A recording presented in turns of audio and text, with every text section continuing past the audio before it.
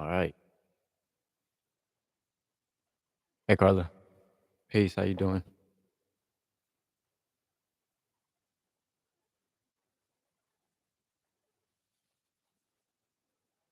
Just got live.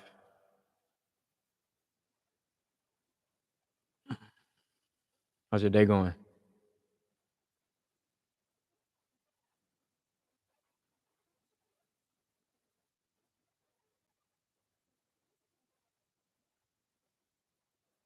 I'm live here on Abu Gaddafi and live on Instagram at Abu Gaddafi, live here on YouTube at Abu Gaddafi. Great. Just finished doing some last minute travel shopping. Hope your day going.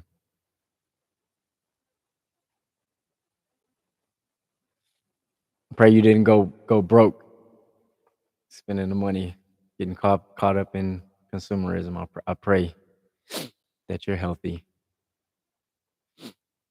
It's difficult. Oh, that sounds great. Going to Bali. Out of the country, out of this country. God willing, I'll be able to do that one of these days. Take my family, go visit out of the country, experience that. I definitely want to experience being out of the country. Do you ever leave and then not want to come back?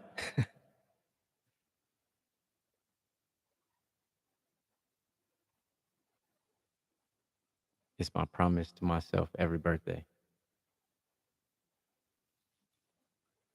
always. Are you still in on the islands, or you moved to the states?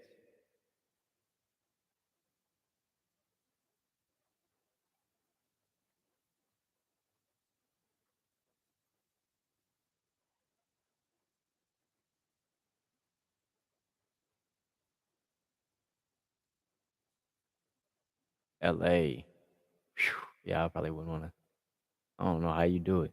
Well, by the way, congratulations. I don't know if I told you. Congratulations on your doctor, being a doctor. That's big.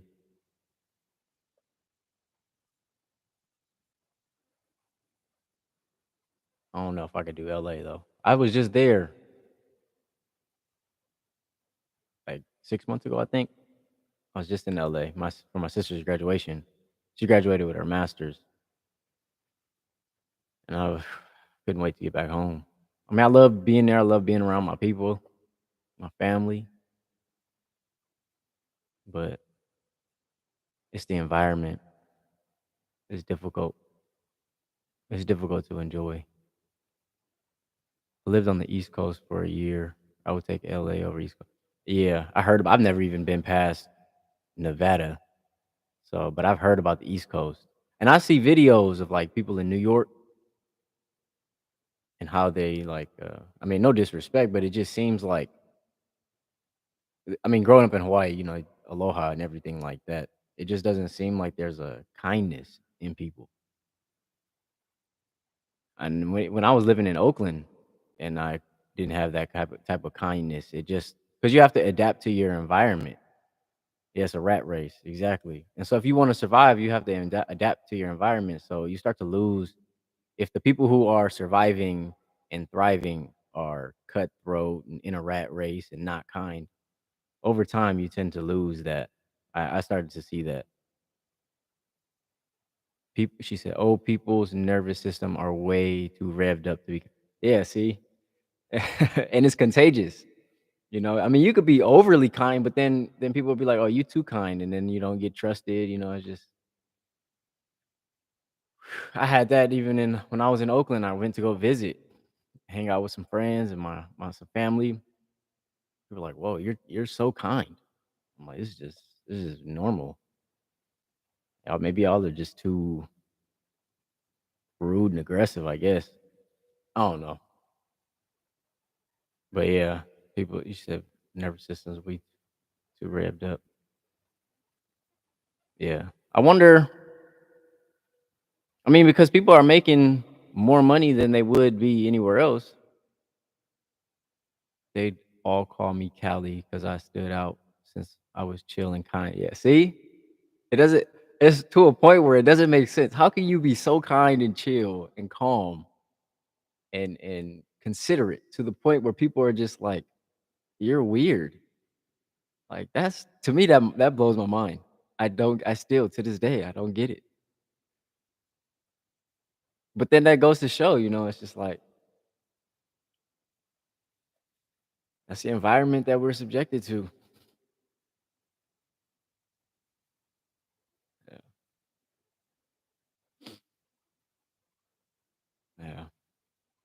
yeah. Even now I notice, like, even having manners, things like that. Like, I had this, conversation with a business owner.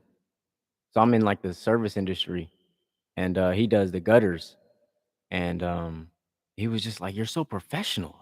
I'm so surprised. He's like, "Your level of professionalism is, exceeding for what I would expect in Hawaii," you know? Like, thank you, I guess.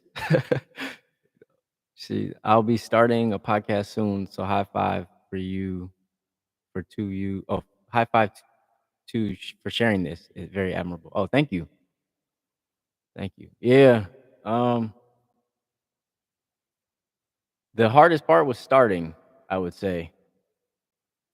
It's because I created, I don't know, for you, you might just be totally confident, courageous. For me, I had like anxiety issues.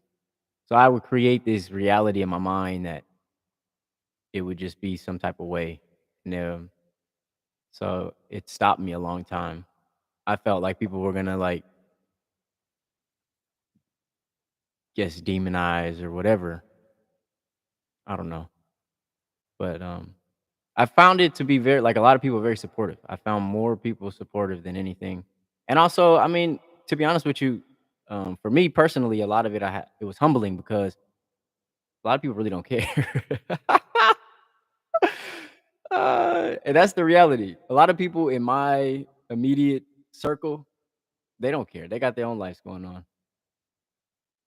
I'm more of a behind the scenes person, so I've never been the type to be front and center. But the time has come. I have a lot to share, so I'm excited to start a new chapter. Yeah, definitely. Consistency is the key.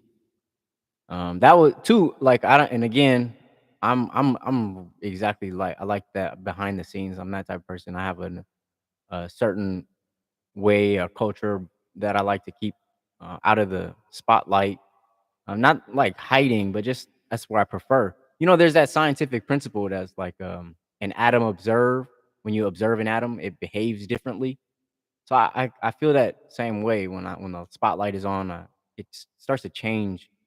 Not necessarily bad, but I've been able to bear witness to a positive change within myself since I've been doing this um, in my life. But that's because that's my goal.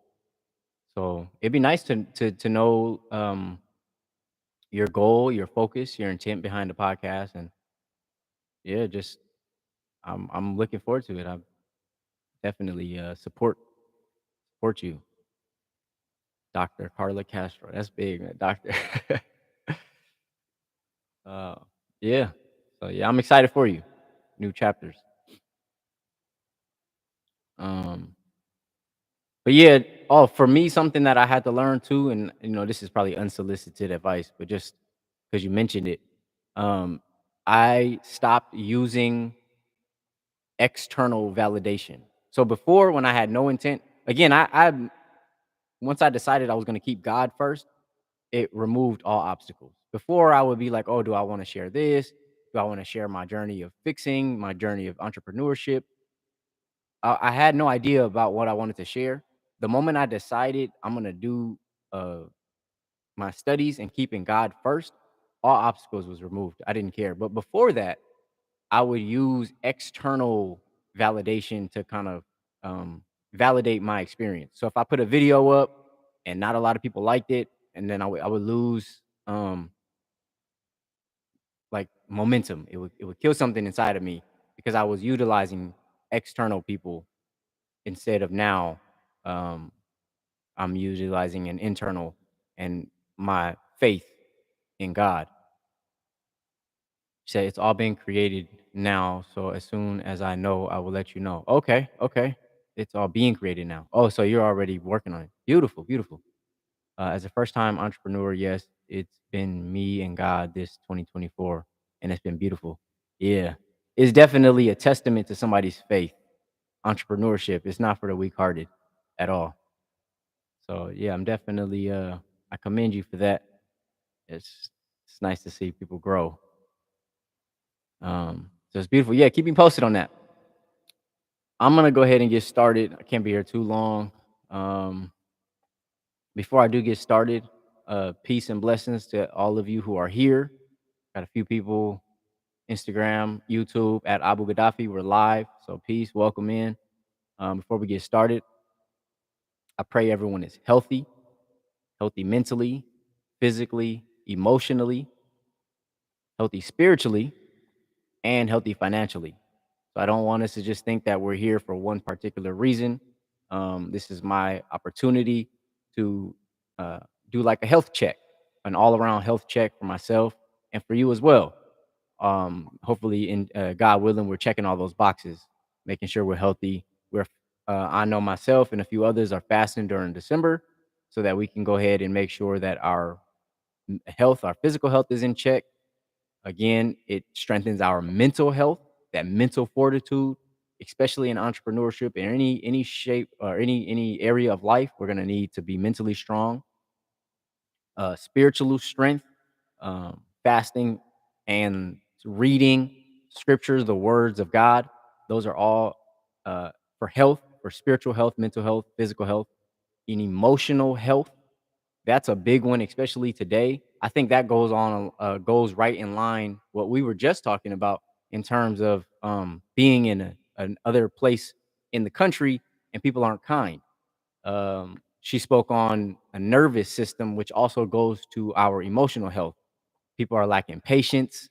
Um, I can see that in myself, and so it got to a point. It gets to a point where people's emotional health is so bad and so diseased, so disabled that there is no kindness. There's just nothing but rude and no consideration.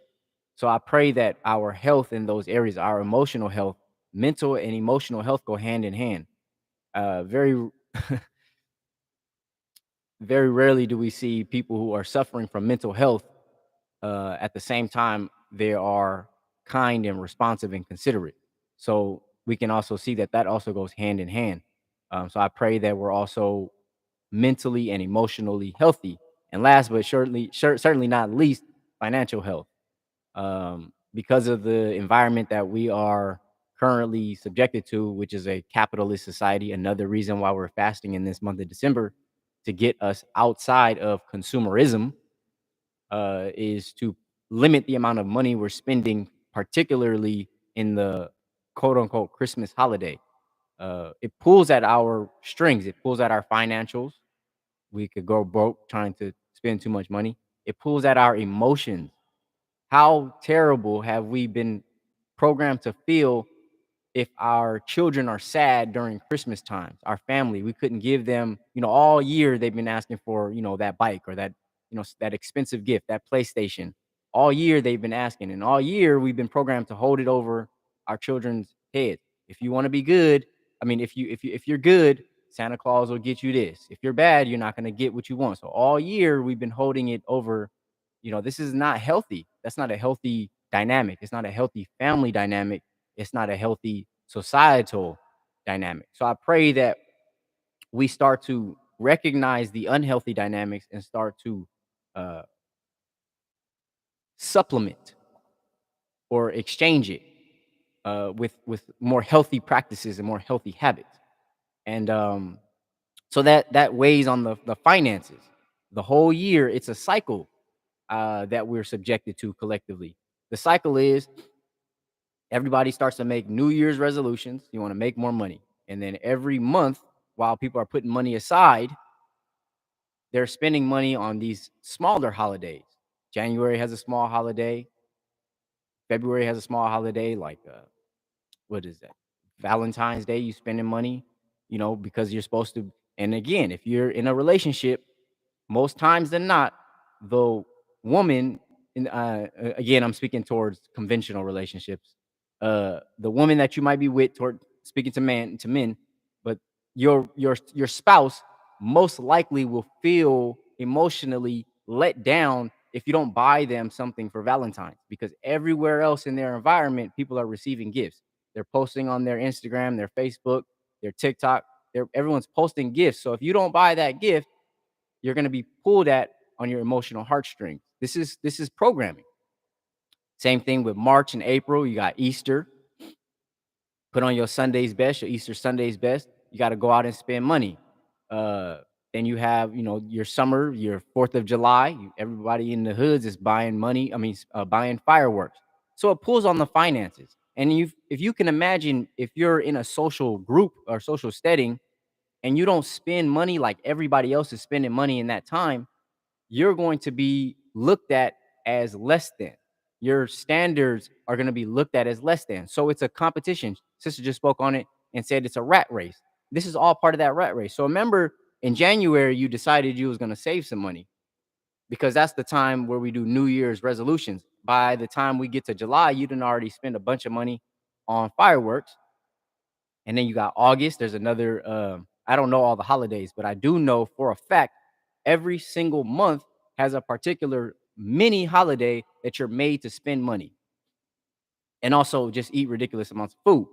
So every single month, by the time in August you done already said you was gonna save some money for December, because that's when the children need those gifts. By the time August comes, you're scrambling, you're stressing because you just spent money in July. Now here come August and September. It's creeping up. Uh, October and October is, you got the Halloween, the candies, and the trick or treating and all of that.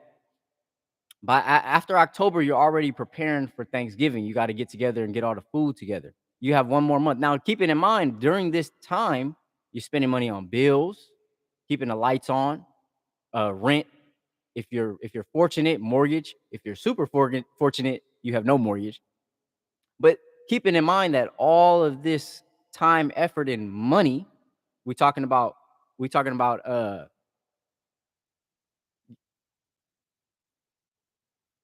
I don't mean to stop, but you had a question. So I usually like to go off on a, but I'm learning. I'm learning. Um, Assalamu alaikum, sister. I definitely want to value your question. That's why I'm stopping. She said, "How often do you do these lives?" God willing, I do them once a week, every Sunday. She said, "I need to get back into my teachings." Yes, ma'am. Yes, ma'am. And feel free to reach out. I do this once a week on Sundays. I'm in Hawaii, so the time difference is a little different. But yeah, we could reach out, get some studies going on. Walaikum salam. So we're speaking on health and how our environment is not created for health. It's programming us to be dependent and unhealthy. So we already in right now. We're in December. Throughout this whole year, if we made a decision on in January, we were gonna do different, but our environment isn't programmed for us to make a change. It's programmed for us to be on a rat race on the same cycle. Now, I want us to understand something. I don't have any problems with systems. I think systems are created for our evolution in its origin. I think systems is what we need. We need, if you went to go to the gym and you wanted to lose weight, they will put you on a regimen and a system. If you wanted to make money, more money, and you go to a coach, he's going to put you on a regimen and a system.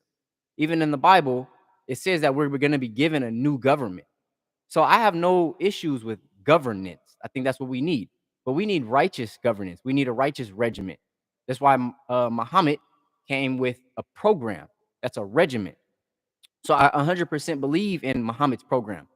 I just don't have any faith in the United States wicked system of governance. I have no faith in their program. So, but the reason why I don't have faith in their program is because I know what it's designed to do, and I'm showing you what it's designed to do. It's designed to keep us dependent. So January was made to save money, but there's no programs in place to say this is how you're going to do it. The next month is already a holiday for you to spend money. During this time, because everybody else is holding the gifts and holding the gifts over their children's head, over each other's head, by December, we've been spending money on our bills for every single month. We got a bill.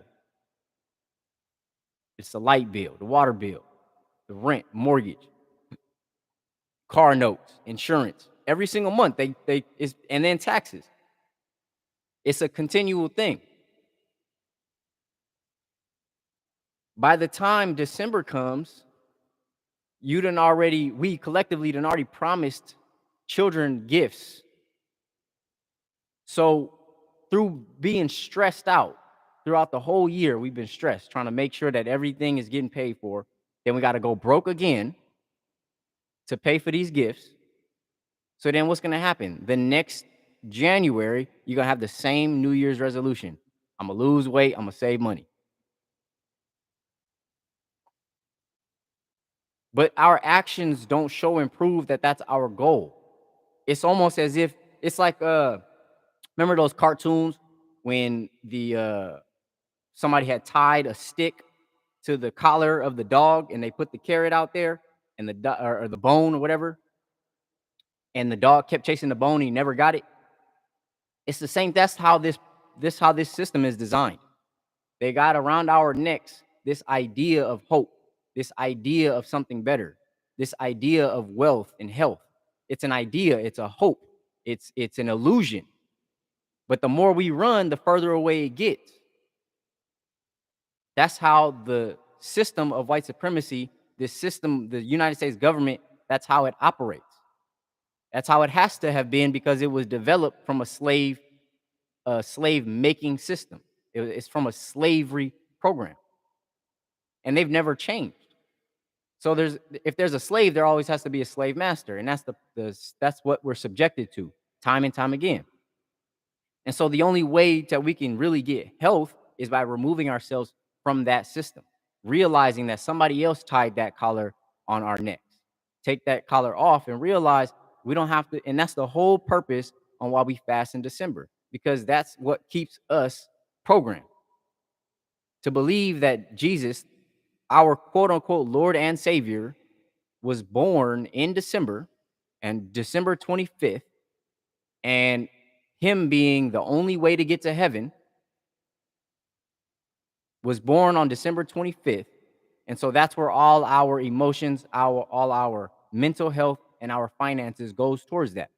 So the messenger, Most High Elijah Muhammad, told us to get out of that celebration, get out of that programming of believing that that person, Jesus from 2,000 years ago, was born in December 25th and has our best interest in mind.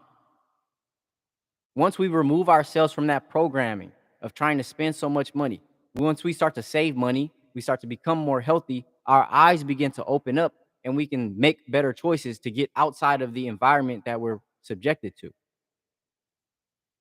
And so, not to go too much on that rant, but that does explain why we're fasting in December. And what I'll do is, the messenger has this book, How to Eat to Live. It's from God in Person, Master Farad Muhammad, by Elijah Muhammad, Volume 1, How to Eat to Live. And so on page 45, it poses the question, why and how we fast in December. So I'm just going to read it briefly. It says, I have chosen for quite a few years the month of December for my followers to fast, as in the month of Ramadan. It serves as a sign that we, the lost found nation, are the end of all signs pertaining to the pilgrimage and fasting in the month of Ramadan. Now, I want to stop real quickly right there. He says it serves as a sign. So our fasting during this time in December serves as a sign that we, the original man and woman, are the end of all signs pertaining to the pilgrimage and fasting. So what that means is, the reason why we fast in December, not like they fast in the Middle East, is to serve as a sign that these practices that we're practicing is going to end. That's what the messenger is saying. The reason why we fast in December and not fasting during Ramadan is a month. So if I was to say September, we have September, which is the ninth month, if I'm not mistaken. Let me count: January, February, March, April, May, June, July, August, September. So September in the Gregorian calendar is the ninth month. The same way here in the Gregorian calendar, here in the United States of America, we have September.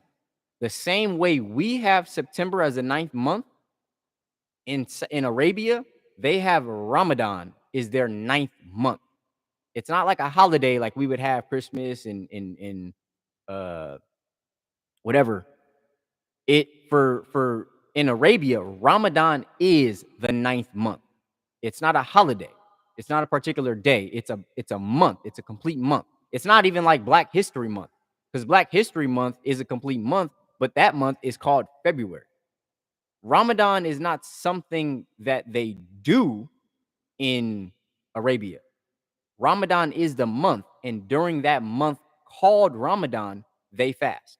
The reason why they fast, Muslims fast during that month called Ramadan, which Ramadan means intense heat. During that month called intense heat that they call Ramadan, the Orthodox Muslims fast is because in that particular month was the first time, in that month, Ramadan, was the first time Muhammad, the prophet, may peace and blessings of Allah be upon him, is the first time he was given a revelation. Ikra, bismi rabbika, meaning read in the name of your Lord. So in that month of Ramadan, Muhammad was given the very first revelation from Allah, God, through the prophet Jibril or Gabriel in the Bible. So they have isolated that month as being important, which it is, and by demonstrating that importance, they choose to fast. The Most Honorable Elijah Muhammad didn't see value, not in a disrespectful form, he didn't devalue it, but he didn't see value in that practice for his people. Of course, he had the backing of Allah in the person, so that must have been some type of agreement between him and Allah. But there was no value in the messenger's eyes given from God. There was no value of us being here in the hills of North America for us to fast during their Ramadan, their month of intense heat. What the messenger is saying here, by us fasting in December, it serves as a sign that we, the lost found nation, are the end of all signs, meaning that our practice is to remove all these devilish practices that we've been subjected to. For example, the reason why we fast in December is because December is a wicked month. So our fasting during that month of December is a sign that us as original men and women are made to remove that wicked practice from our lifestyle. It's to put an end to it. It's to put an end to that existence on earth. Now, that helps me transition to laying the base. So real quickly, I want to read from our lessons. We're speaking on removal. That was a wicked practice. There is a wicked practice. And our existence, our fasting during this month is a sign that that practice will be removed. Because during our fast, we're removing it from our lives. That's what's happening. In our fast during December, what we do is we remove wicked practices. We don't participate in Christmas. We don't go out and spend money, and we don't sing jingle bells, and we don't participate in different things during that month. We don't believe that Jesus was born in the December 25th. So because our fasting is backed by our faith, the practice that we're doing is removing that existence. Well, that's the sign that the messenger was telling us. In this month of December, we fast. Well, that's our sign that that's our duty as civilized human beings, is to remove that from the face of the planet Earth. How do I know that? Well, in our lessons, this is a transition, is getting into the lesson. It says here, Lesson number one is said to be the student's assignment first. Lesson number one is said to be the student's assignment first. This is the first thing. It says lesson number one lays the base of our work today and gives the student a clear knowledge of himself and his heavenly home, the best part of the earth, and who is the enemy to him and his nation, and why the enemy and righteous could not live together, and why was the righteous able to cast out his enemy. This teaches the student what he must do. This teaches the student what he must do with the enemy of the righteous today. The righteous nation is now living in every part of the planet Earth. Therefore, the enemy must now be removed in every part of the planet Earth. Why is stress made to the Muslims to copy the minister Elijah Muhammad's answers? Now, I'm going to leave that question there because I have to go back. What we're doing is reverse engineering. We start at the end and we go backwards. So the point that I'm making is the messenger said that us fasting in December is a sign. It's a sign to show forth that these things will no longer exist.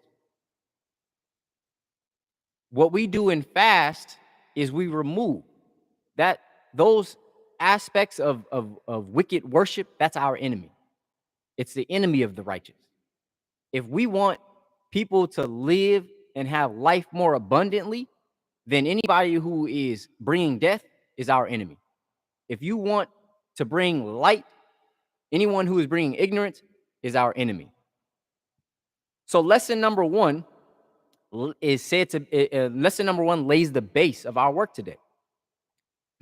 Here it says the righteous could not live together. So during fasting from these wicked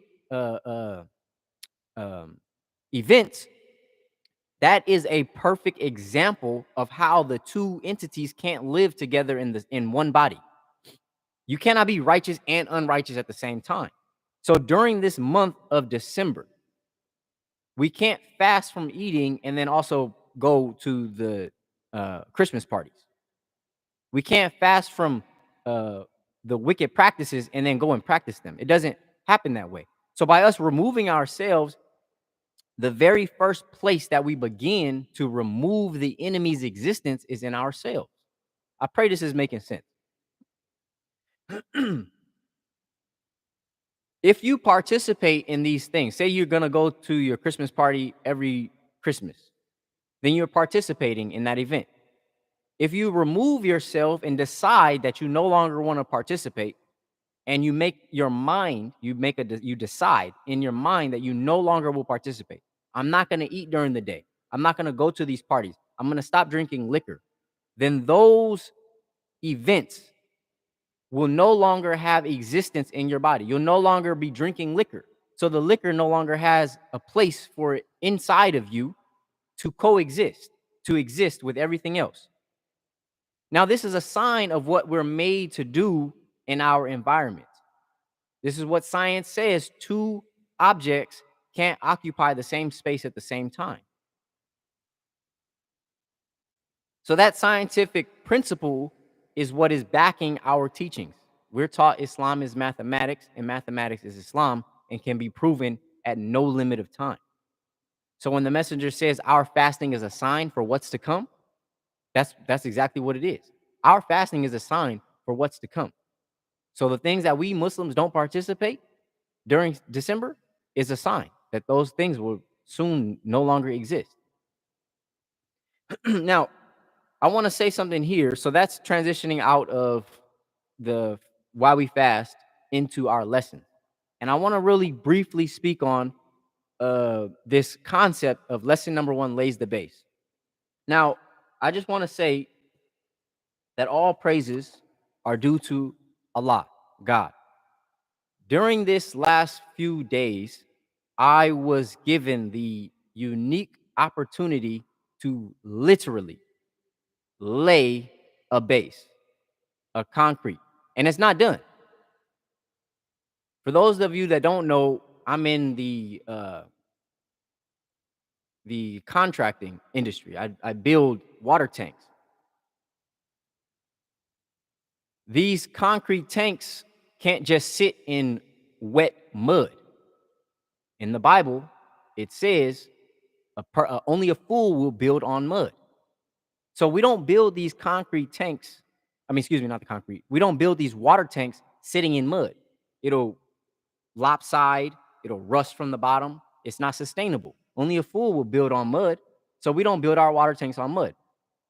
Up until this point, I haven't had to recreate a base. They've already been set. Now I'm getting into I'm blessed with the opportunity to do what's called new builds.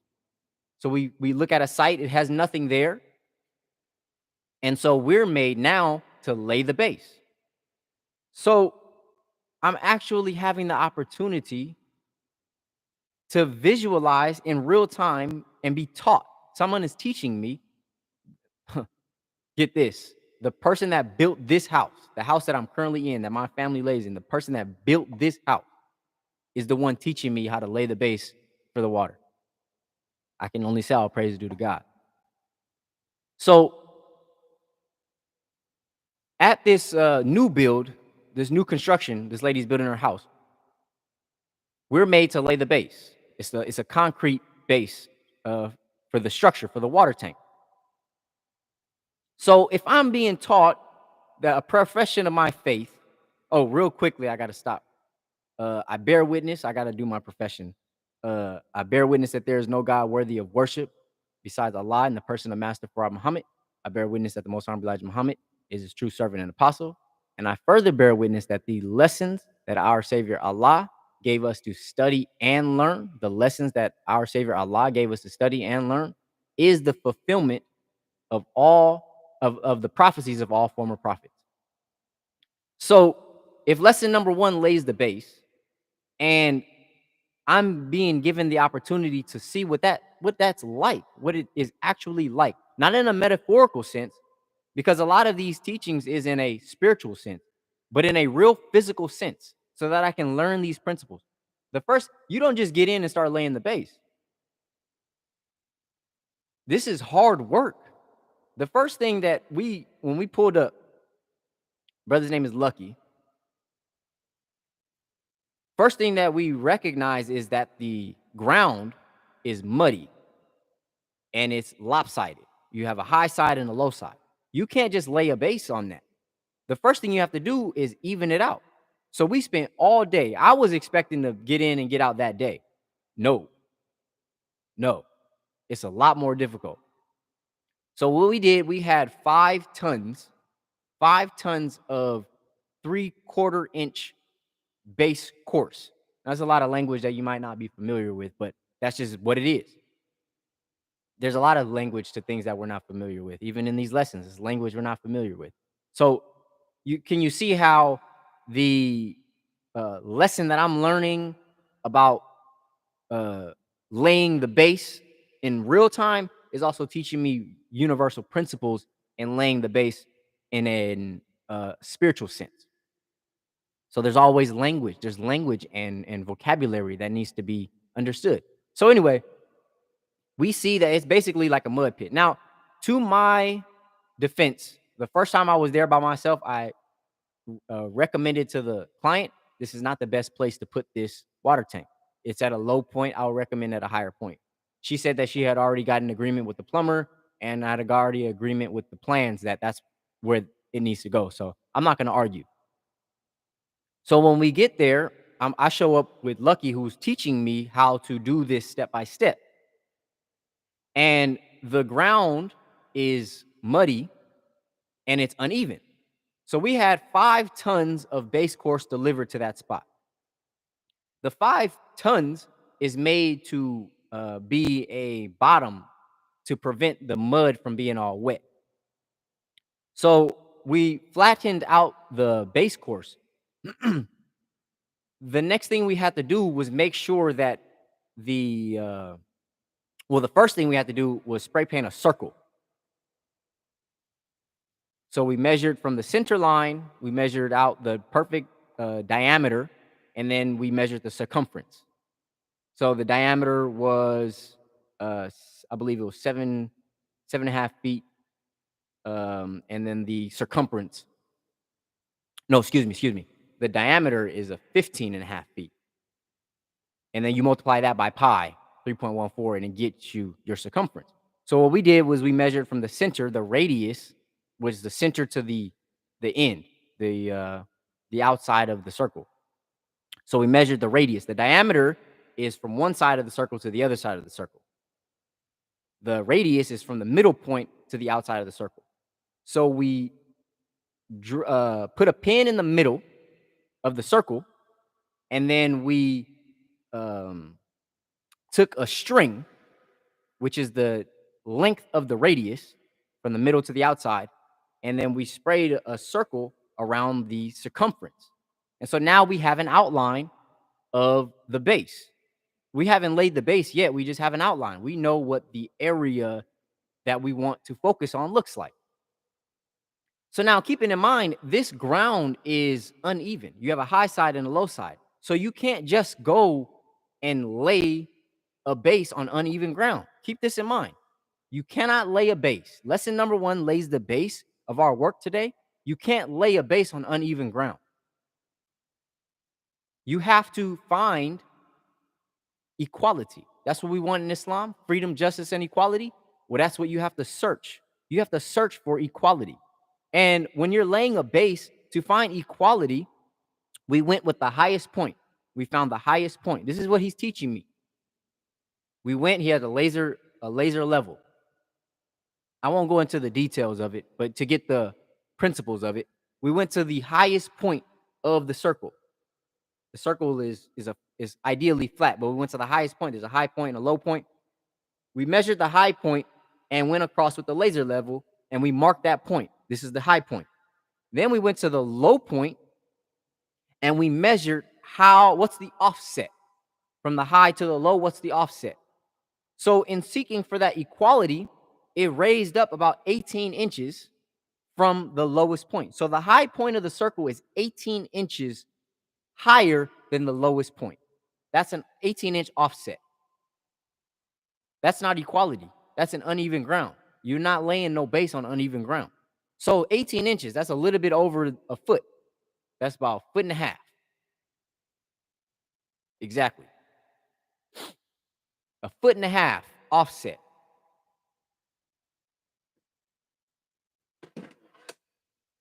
This is a level. This is a level. This is to find straight. This is what you use to find a straight line. So what we had to do is we put a pin and stuck it 18 inches from the ground. So we measured 18 inches. He had the laser level, and so he started high. And then when you hit the level point, when it hits level, it starts to beep. Beep, beep, beep, beep, beep, beep, beep, beep. That's how you know it's level.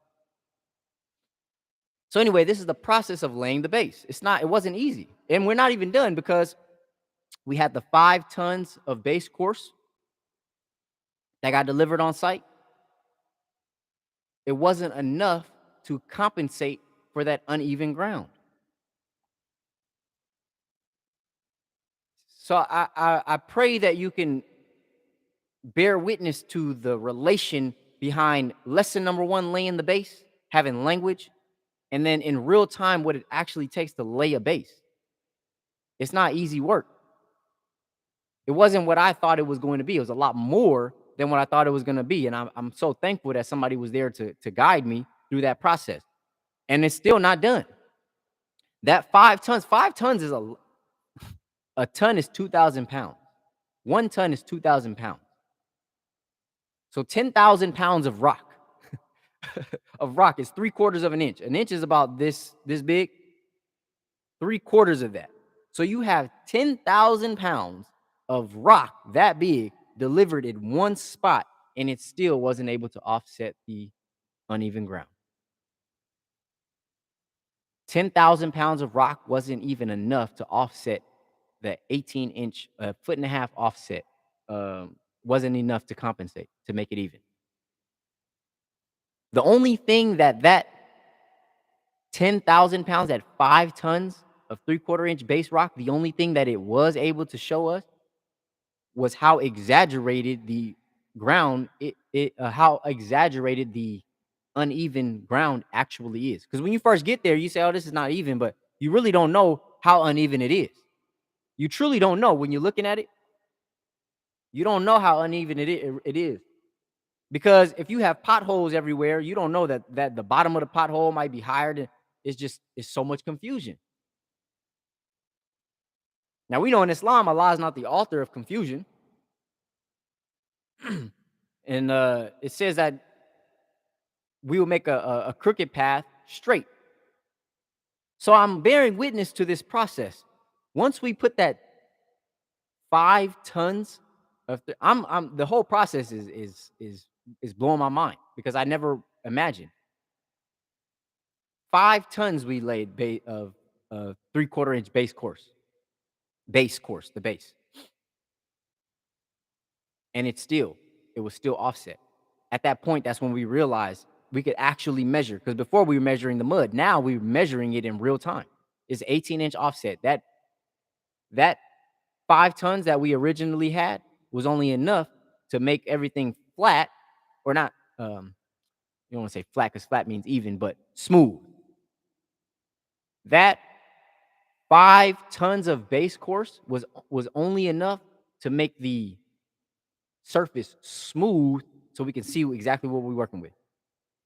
So what we did, he showed me to go around the circumference and put pins in every, it must have been 3 or 4 feet, and put pins there and make it uh, the top of the pin even with the highest point of the circle.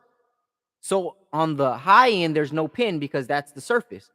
Directly across was an 18-inch pin, and that's level. To the right, we might have had a foot pin, and to the left, there might have been 16-inch pin. So what the process is, we had to postpone the job, have the homeowner get 5 more tons delivered, and this is the process. We're not even this was just a few days ago. 5 more tons delivered of this base course so that we can use to compensate the low points of this circle with more base course. This is not even the concrete part. This is just getting the level to find some type of equality. I thought we was gonna get in and put a slab down and be good and put the water tank on. No, sir, or no, ma'am. It didn't work like that. So I say all of that to say that when I say and now when I read, because again we're talking about Sunday studies. When I read the lessons and it says lesson number 1 lays the base of our work today, Allah is giving me in real time a demonstration of what that process actually looks like to lay a base. Because just like the Bible says only a fool would build on the mud, and we can bear witness that in society right now, we're all spiritually on uneven ground. That goes to show me the process. Oh, well, we're on uneven ground, so we need to have some type of compensation so we can all be on equality. Because we do have a lot of people here who are hot, even in ourselves. Not even talking about other people. I can even talk about you. We talk about me. I was at this meeting one time, and they were talking about why it's important to strengthen our weaknesses. So if you can imagine a bucket, a wooden pail bucket, one of the medieval buckets, the wooden planks. It's a pail, bucket pail, medieval bucket pail, and it's got wooden planks all the way around it. And you can fill the bucket up all the way to the top if every single plank is equal. You can fill it up all the way at the top. But let's just say one of those planks is 18 inches, another plank is a foot, another plank is 6 inches, and then the lowest plank is 3 inches high. It's still a bucket. It's still one bucket, but the lowest plank is 3 inches high. And you go fill in some water in that bucket. Do you think that the water is going to reach all the way up to a foot to 18 inches? Is that natural? Is that accordance to the law of the universe, to the law of gravity? Is that the way water works? Does water go to the highest point or does water go to the lowest point? Water goes to the lowest point. So since water goes to its lowest point, if we have the highest plank, which was at 18 inches, and the lowest plank was at 3 inches, when we start to put some water into that bucket, the water is going to travel. It's not going to be stuck at 18 inches height. It's going to fall to the lowest point at 3 inches. So the same here, the same principle that goes to when we seek an equality, it's not who's doing the best and we're going to rise to who's doing the best. We have to have that 5 ton of base course delivered so that we can compensate and get smooth so that that lowest point can have some extra uh, uh, compensation or some extra material so it can rise to the highest. It doesn't make sense if a whole bunch, even in self, it doesn't make sense if I'm really, really good in one area, but I don't put any effort into strengthening a weak point. I don't even reach out. And this is a problem that I have personally. I have a hard time asking for help. I'll just go and try to make it. I'll make the best of it. I have a hard time reaching out asking for help. But that just goes to show that I'm having difficulty in strengthening my weak points. So if my height, my the highest point, my most skilled area is I'm a phenom in this area. Well, it doesn't matter if my character is low. It doesn't matter if I don't know how to feed myself. I can't make money for myself. So that same principle with the bucket. It doesn't matter how high our highs are or how strong our strengths are if we don't have any type of uh, reinforcements or any type of fortification for our weaknesses. And that same principle is existent or is still relevant to us as a people. Doesn't matter how good the best of us are doing in our collective. You can't be all encompassing all the time. Everything ain't for everybody. But if our collective, if we got somebody who's doing phenomenal, but then somebody in our own community is doing terrible, then the base course is meant, that lesson number one lays the base. The base course is meant for the least of us so that we can find a level of equality. And then we take out that level, we take this level and you lay it. You go from the highest point that you had, and then you go across and you find that low point that you had, and you find if it's equality. And that's the process that we're doing. And I say all praise due to God, because I had no idea. When I was reading the lessons, lesson number one lays the base. I was like, okay, so this is the process, and everything was kind of imaginative. But on these last couple of days, I was subjected to bear witness what it looks like in real time. Says, no, nope, nope. It ain't as easy as you thought it was. But it's reality. So I say all praise due to Allah. So now that we have established that, lesson number one lays the base and bearing witness to the process. It ain't easy. I'm going to go into an invincible truth. It's an invincible truth. It says the Most Honorable Elijah Muhammad's Pittsburgh Courier.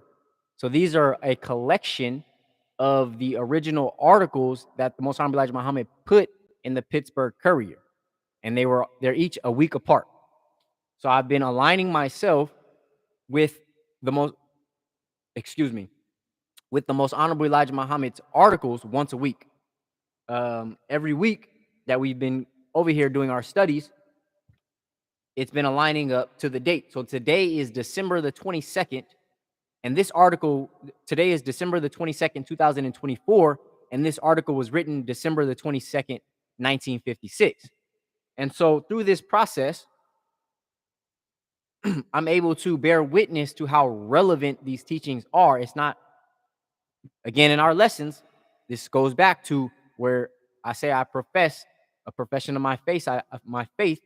I bear witness that the lessons that our Savior Allah gave us to study and learn is the fulfillment of the prophecies of all former prophets.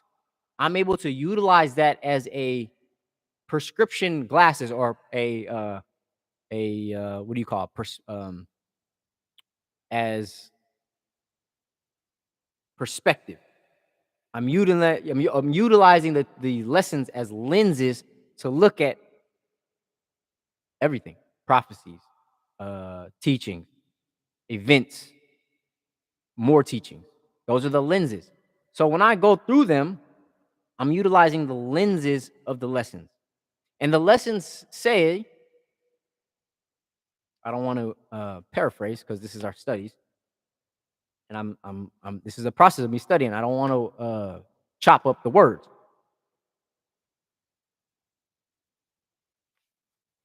So this is the lens that I use when I'm reading these articles. 1956, 68 years ago. That ain't got nothing to do with today. That's such a long time. Them teachings is dead. We need updated. We need something new.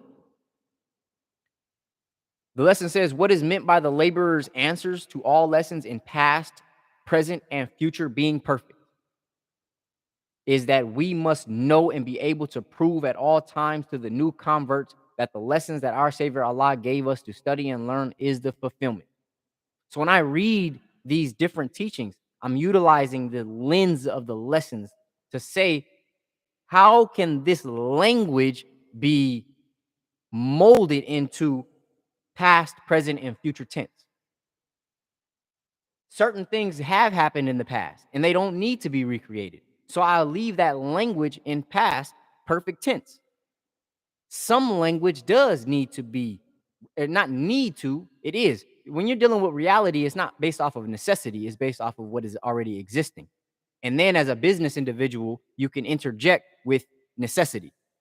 But we're dealing with reality. Reality says, praise due to Allah. So today's article is the coming of Allah God. And the first word is the reality of God. All praise due to Allah. The reality is there are certain things that have already occurred according to the lessons, according to history. When we read, the point is it says that the student must be able to know and prove. So that's our job as students, to be able to have discernment, read these teachings, and know the difference between past, present, and future language, and always making it perfect tense. So that's the task. So when I read this article that was written in December 22nd, 1956, and today I'm uh, aligning myself with this article, December 22nd, 2024, 68 years later, the lens and the instructions that I receive from the lessons is to have discernment and dissect what is past perfect tense, what is present perfect tense, and what is future perfect tense. So that's what I'm doing. So it says here, the coming of Allah God. Now, perfect example. If it says coming, that means that it's in a future tense. Is that relevant? We'll see. The reality of God. I have been and am still trying to make clear to you how important it is. This knowledge of the true God, the reality of God, has been and is even now a mystery to the world of mankind. Is it still a history to the world of mankind? I'd say emphatically yes, still a history. Still a mystery. People still believe in some spook, with a few exceptions. Okay, so the messenger is giving us this would be called like understanding, giving us that level of consideration. So the day has come that all mankind must know the reality of God. The day has come. So is that a process of updating? Does that need to be put in present perfect tense? The day has come that all mankind must know the reality of God, Allah. Previously, so that's past perfect tense, because the messenger previously said this. It's not me saying it, the messenger said it. See, previously I said, there can be no judgment of the people until this knowledge has been given to the people. Previously I said, there can be no judgment of the people until this knowledge has been given to the people. So the question is that principle still relevant to today? There can be no judgment of the people until this knowledge has been given to the people. Well, we know when we open up the Holy Quran, it says, in the name of Allah, the beneficent, the most merciful. And so the most merciful thing for Allah to do is to give time for his instruction to be given to every ear and every heart. So that gives them the opportunity, the choice to make a decision. It gives them the opportunity to say, yes, I want to submit to the will of God, or no, I don't. That's what we call freedom. That's what we call justice, and that is what is equality. So if it says there can be no judgment, if the messenger is saying it, that means it's backed by a principle of God. So God is saying he's not going to judge the people until everybody knows what's right. How can we serve a God without knowledge of him? That's logic. My people, the so-called Negroes, the tribe of Shabazz, are the worst off when it comes to the reality of God. The messenger is saying the worst off when it comes to the reality of God. So I remind you, if we're using the term worst, then there also has to be best. And a synonym of worst and best could be high and low. When we're looking at that circle to lay the base, there's a high point and then there's a low point. So if we're the messenger is saying the tribe of Shabazz, us, are the worst off, that means we're at the lowest point. I believe it. The Bible, I know that Most High Elijah Muhammad, as well as Dr. Yusuf Bey, always refer to us as the bottom rail. The bottom rail, the lowest point. The lowest point, according to the actions, the deeds and actions, and the teaching of Most High Elijah Muhammad, the will of Allah God is to go to the lowest point and raise it up to the highest point. So that's what the process that we're subjecting ourselves to. This is what is equality. We have the opportunity, just like everybody else. There may be 17 million with the 2 million Indians in the hills of North America, but across the planet Earth, there's 4,400,000,000. So we need to be ushered back into our own. This is what the messenger, he says, the whole world has been and is looking for the coming of God. Not just us, the whole world. So if we're the worst off, then some people are better off. Now, the whole world has been and is looking for the coming of God. Several places in both the Bible and Holy Quran refer to the coming of Allah God, the coming of the Son of Man, referring to God as the Son of Man. I want to read this real slowly so that we can catch up.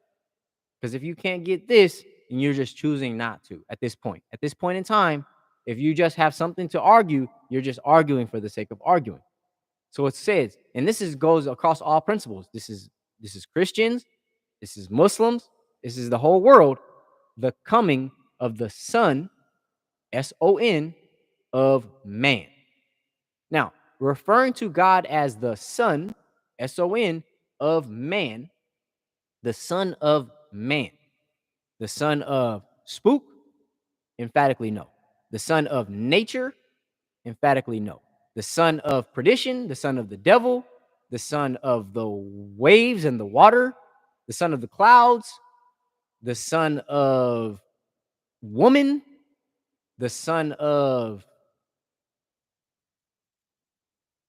stone, the son of wood, the son of feathers and birds and animals, the son of the sharks. No, emphatically no. The coming of God, referred to as the Son of Man, should remove all doubt as to him being anything other than a man. I have been a father for 8 years. Every single time that a child was transferred from me to my wife and delivered onto this planet, it has been a human. And I have 3 sons. Those are sons, not little, not capital S, sons, little sons of a man. So if the Bible is saying,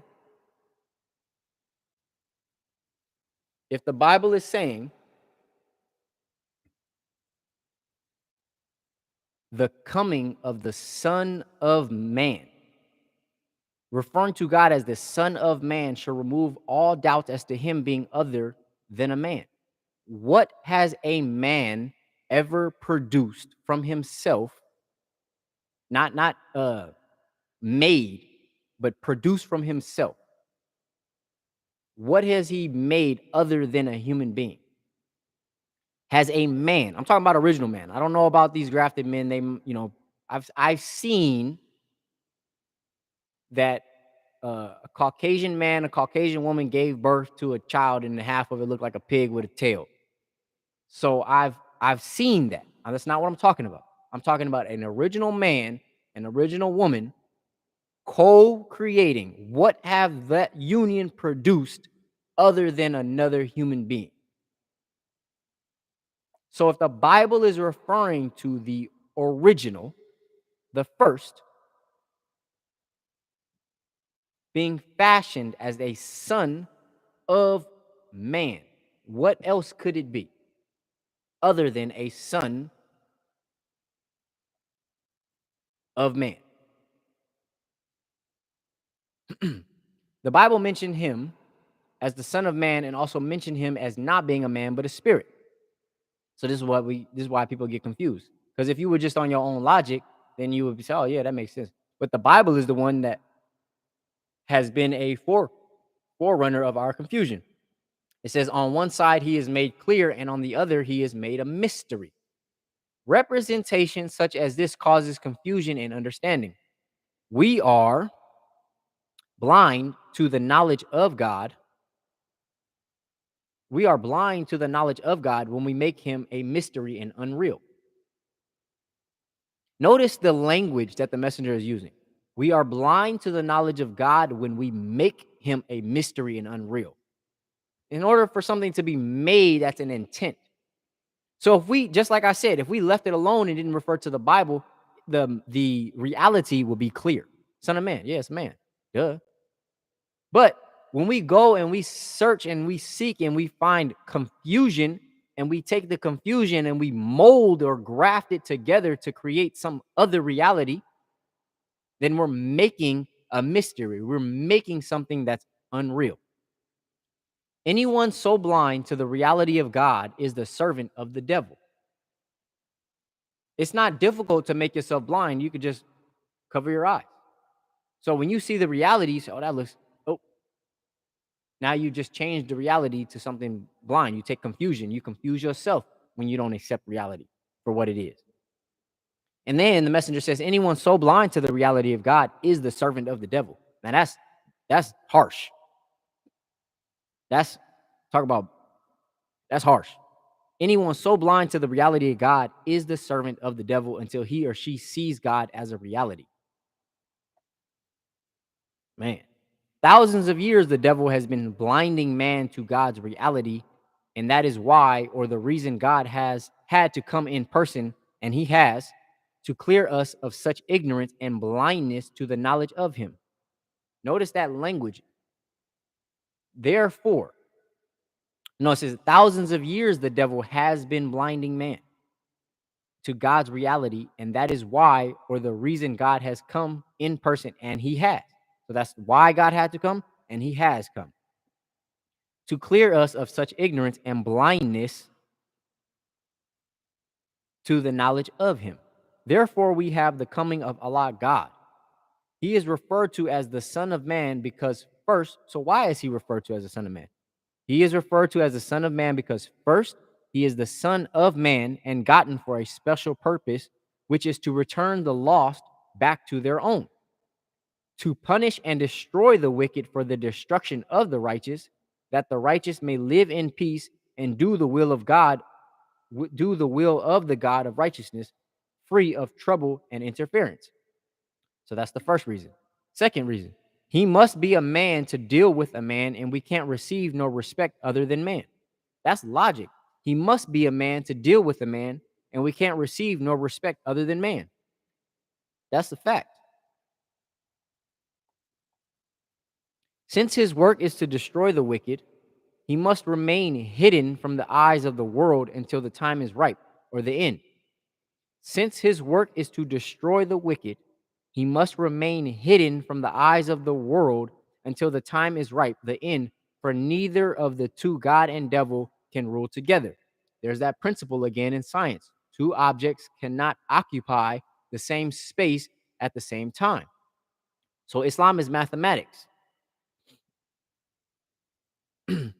The Son of Man, Allah, must wait until his time after the works of the devil.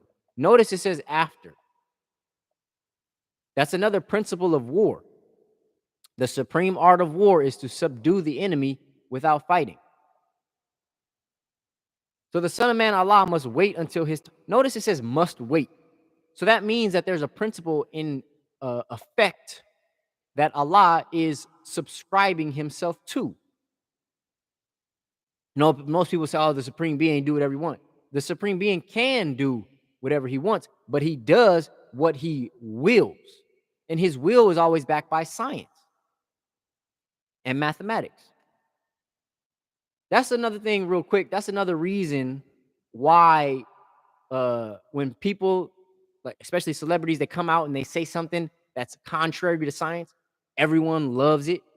Everyone starts to be, oh wow, whoa, because everyone's looking for something new, but in reality, they know that the truth is more simple and it's easier to submit to the laws and principles of God. I'll say easy. It's more simple to submit to the laws and principles of God, but there's something inside of us, that rebellious nature that wants to do something else. Mathematics says 2 plus 2 equals 4. And then Terrence Howard comes out and says, no, that's not right. 2 plus 2 has to equal 5 because the plus sign takes up space. Therefore, it has to be an entity. And we have to count, and anything multiplied upon itself. And 1 times 0 has to be 1, because where did the 1 go? This is confusion. If you would just relax and understand that the mathematics is like an equation, it's sentences. When you see 1 plus 1 equals 2, it's because the numbers, each unit is representative of an instruction. When you see 1, it represents a unit, it represents an entity. When you see plus, it doesn't represent an entity, it represents instruction. It tells you what to do. The plus sign is to add. So you don't say 1, okay, I'm gonna count that as a unit. It doesn't identify. Talk about identity. The plus sign does not identify as a unit. It identifies as instruction. So 1 plus 1, 1 added to 1 equals, the equal sign identifies as a conclusion to conclude the matter, 2. Same thing with multiplication. 1 identifies as a unit. The multiplication identifies as instruction to multiply. Just like God said in the Bible, be fruitful and multiply. Be fruitful. He's telling a unit to do something. He's talking to man. He tells man instruction. Be fruitful. That's plus sign. Multiply. That's the multiplication sign. That's times table. These are instructions. So God is so simple when he gives instructions, but it's the grafting that people want to alter reality. They want to alter and make some type of fantasy, and it complicates things. 1 plus 1 equals 2. 1 times 0 equals 0.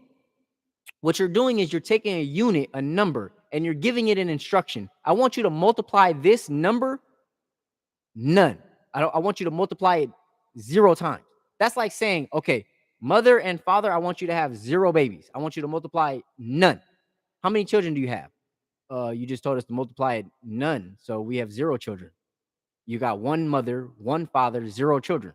Okay, so you got one unit multiplied to another unit representing nothing.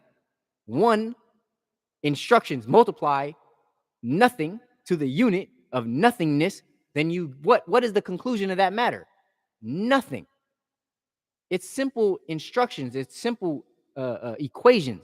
But because our seeking, the Holy Quran says they're made in haste, impatient and made in haste. That's what we rely on. We rely on that energy to always want it done now. Again, it's called immediate gratification. That's what was the cause of Adam and Eve's downfall. God gave them the instructions. You do what you want out here. Just don't eat from that fruit of the knowledge of, don't eat from that tree of the knowledge of good and evil. And then the devil came and slivered up to the woman, to Eve, and said, no, God doesn't want you to eat from there because he doesn't want you to be like him. If Adam and Eve was some Muslims, they would have said, hold up, Satan, God never said he didn't want me to be like him. Matter of fact, when he created man, he said made in his image and likeness. He just didn't want me to have it immediately. God wanted to build a relationship with Adam and Eve. So Adam and Eve's instructions were to come and see, you can have all of this. Come and check in with your God. Come and check in with the supreme being. You want something that's not out here? You come and see me. Just don't touch that tree. But they wanted something immediate. They went and got gratified immediately. They ate from it the day they ate, the day they died. So that's the same type of technology or trickery that we could fall subject to. Our lesson said, how did the and I'm paraphrasing because I need to get back to these articles, but our lesson says, how did we end up over here? The trader promised our people more gold than they were making. Gave him a false promise. Did they make more gold? No. The trader disappeared. It's the same thing. False promises. Okay. Now back to the article. So it says, thousands of years the devil has been blinding man to the God's reality. Oh, excuse me. Second, he must be a man to deal with a man, and we can't receive nor respect other than man. Since his work is to destroy the wicked, he must remain hidden from the eyes of the world until the time is ripe, for neither of the two, God and devil, can rule together. The Son of Man, Allah, must wait until his time after the works of the devil. In another place, in 2 Thessalonians 2, 8, and 9, and the Holy Quran 7, 14 through 18, and in another place, the Holy Quran describes them as the people with blue eyes. The Holy Quran 20, 102. Now, when I was looking this up earlier, I didn't recognize that it was Second Thessalonians, but I'm going to read it to you. In 2 Thessalonians 2, 8 through 9, it says on verse 8, then the man of lawlessness will be revealed, but the Lord Jesus will slay him with the breath of his mouth and destroy him by the splendor of his coming. Verse 9, this man will come to do the work of Satan with counterfeit power and signs and miracles. That's the New Living Translation.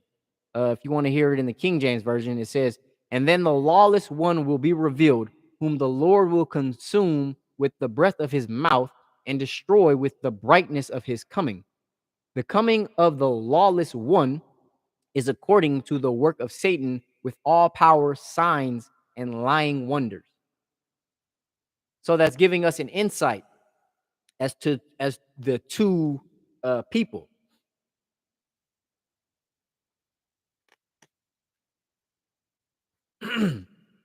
So it says, third, the reality of God is as clear as the reality of the devil, but we didn't know it until his coming to judge the world.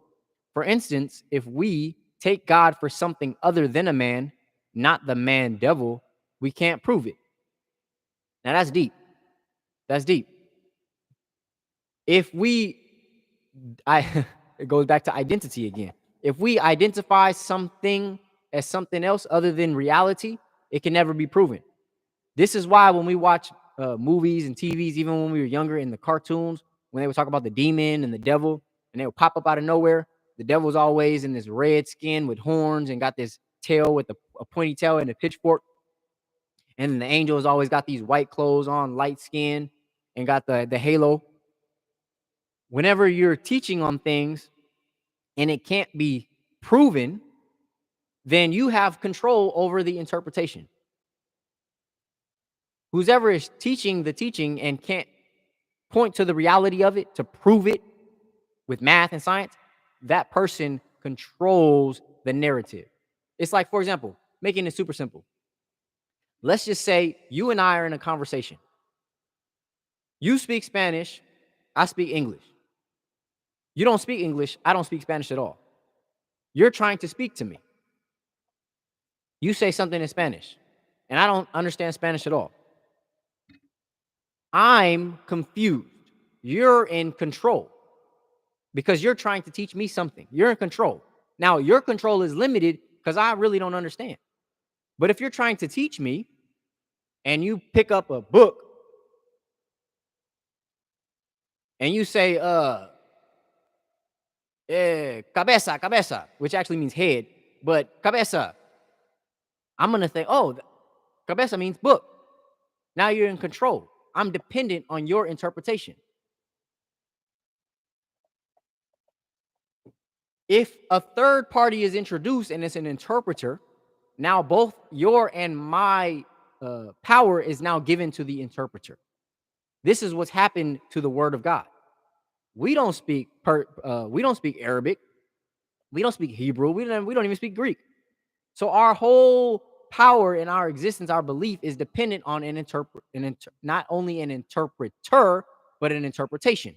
So the same thing, if you're speaking Spanish, I'm speaking English, the interpreter comes and they're wicked. You're trying to tell me something. You try to tell me, I like your shirt. Then the interpreter says, oh, she said you ugly. Now I'm upset based off of what I'm subject to the interpreter's power, the power of the interpreter. You don't know why I'm upset. You just gave me a compliment. Now I'm upset. The interpreter has all the power based off of his interpretation. So what the Most High Elijah Muhammad is saying, that dynamic that was created because we didn't speak those languages, we wanted knowledge of God, but somebody was teaching us wrong. That's why Allah had to come himself to make clear all of this confusion.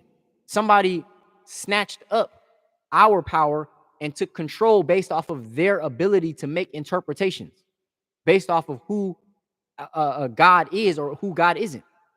Up until this point, our interpretation of God has always been a spook mystery. Somebody that nobody could ever know. Somebody that nobody has ever seen. We had no understanding. The interpreter kept making interpretations. That's what the lesson says. The interpreter kept making interpretations. And because we couldn't read, we had no knowledge, wisdom, and understanding. We didn't even know who we were. We had no knowledge of self. We kept falling victim to their interpretation, their ideology. The cold part about it is by them teaching us that God is a mystery, they knew that they were lying. The whole time. They know the reality of God, but chose not to teach us because they knew that Christianity is a slave-making religion. They could take bits and pieces of the Bible they could use and interpret and use as tools to keep us enslaved. Oh, slaves, obey your earthly masters as you would obey Christ. That's the perfect one. I'm pulling that out. Oh, look, this is what the Bible says. But Allah came and gave us circumstance, gave us context. Same thing. Oh, nobody's ever seen the face of God, and we believe it because that's what they interpret. They have the authority. But here comes our messenger. All praises due to Allah. Gave us a messenger, lifted up, raised up a messenger for us to say, how what do you mean nobody saw God? Didn't it say in the Bible that God taught Moses face to face? How does a spook have a face? Don't it say that God has footprints? We walked in the footprints of God. Don't it say he sat on his throne? How you going to sit on anything without a backside? The mighty arm of God. We rest in his hands. All these description words, if it wasn't in the Bible and if we weren't programmed to believe a certain way, it will be common sense. It's the same. I like using this example of Humpty Dumpty. If you're watching this video right now and you hear the word Humpty Dumpty, you can even put it in the comment. What comes to mind when I say Humpty Dumpty? I'm going to show you how programmed we are. If you're hearing this video right now, what comes to mind when you hear Humpty Dumpty? I'm going to show you how easy it is to be programmed. What comes to mind when I say Humpty Dumpty? You could type it in.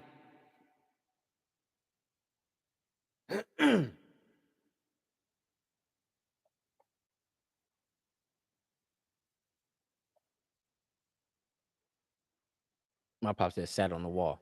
Yeah, he don't want to. Thank you. My wife said egg. Thank you. Humpty Dumpty did. But listen, okay, so that's part of the riddle. So the first thing that you see, I should have been more clear about my question. Not what's the first thing that come to mind. I should have said, what does Humpty Dumpty identify as? That'd have been the first. That'd have been the best. What does Humpty Dumpty identify as? Today, identity has been the name of the game. But my wife, she said egg. Exactly. We have been programmed to believe that Humpty Dumpty identifies as an egg. The only context clues we've been given is the riddle. Humpty Dumpty sat on a wall. Humpty Dumpty had a great fall. All the king's horses and all the king's men couldn't put Humpty together again. Nowhere in that riddle did it say Humpty Dumpty was an egg. Humpty Dumpty had some legs. Humpty Dumpty skipping on the wall. Humpty Dumpty was about to fall. Nowhere in that riddle were we given the identity of Humpty Dumpty in the riddle. But through our process of growing up, we've been programmed with a certain belief. That's how easy it is. Everywhere we look, Humpty Dumpty's an egg.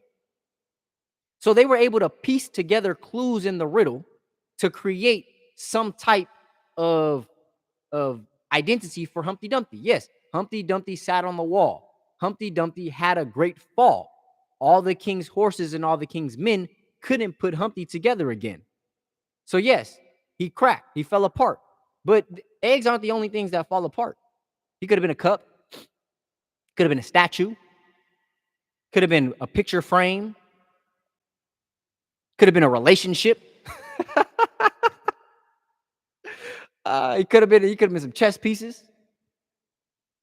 He could have been a skull. He could have been a child. He could have been a baby.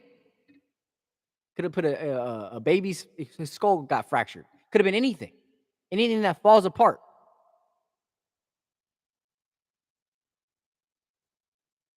My wife is saying it was a shape of an egg. That's the part of the programming. Nowhere in the riddle. This is the riddle. This is the only context clues we were given. Humpty Dumpty sat on a wall.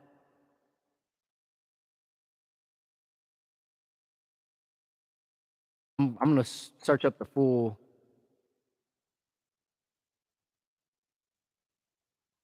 thing because I don't want to make a mistake. It says super simple right here. It says Humpty Dumpty sat on a wall. Humpty Dumpty had a great fall. All the king's horses and all the king's men couldn't put Humpty together again. And it's 3 times. Now, I just pulled up this on Google, and the first video that pops up is an egg and a horse. Now, the horse makes sense because it says all the king's horses and all the king's men couldn't put Humpty together again. I don't know what type of horse knows how to put anything back together, let alone an egg. But the point I'm making is there were so much room for interpretation that somebody came around and gave us the interpretation. They programmed us with their own interpretation. Imagine if I was in control of the program and I said, nah, Humpty Dumpty was a glass vase. You say, huh, that makes sense. Humpty Dumpty sat on the wall. You put a glass vase on the wall. He had a great fall, and what happens when the glass break fall? The horses and the king's men couldn't put it together again. That makes sense. So it's programming. Anything you put on that wall, if it falls and it breaks, can be supplemented with an egg. Anything that you put on that wall, if it falls and it breaks and you can't put it back together, would make sense just as much as an egg would. But because somebody else made that interpretation for us. Now, the point I'm making is the messenger said Allah came himself to give us the truth. Now, the only way we would know the truth about Humpty Dumpty is if we find out who created it We ask him, the originator of the riddle. The riddle has an originator. The only way we would know the truth is if we went to the originator of the riddle, and the originator of the riddle told us the truth based off of his creation. So that's what the Most Honorable Elijah Muhammad told us to do. Go to your originator. Now, some of us, unfortunately, said Master Farah Muhammad is not our originator. And it wasn't until just recently. I always knew the truth. The Master Farah Muhammad is our originator. But I heard through other teachings that no, he must have been referring to somebody else. I know many of us, we know that the teachings of Minister Farrakhan, he said that, the originator is the first God, and Master Farah Muhammad couldn't have been the originator, so we don't pray to Master Farah Muhammad. So I wanted to prove. Our lesson says show and prove. And I know I'm getting too far off, but if I said it, I got to prove it. It's just very recently that I come across this. I always knew my original stance was Master Farah Muhammad is our originator because, for one, he made us bear witness to our origin. Did nobody take the time to show us who we are, that we are original man and woman? That he revealed to us. In the Holy Quran, it says God showed you that which you did not know. So when somebody gives you the original of something, they are the originator to you. So I always knew that. But look, check this out. Now, I want us to remind us these lessons.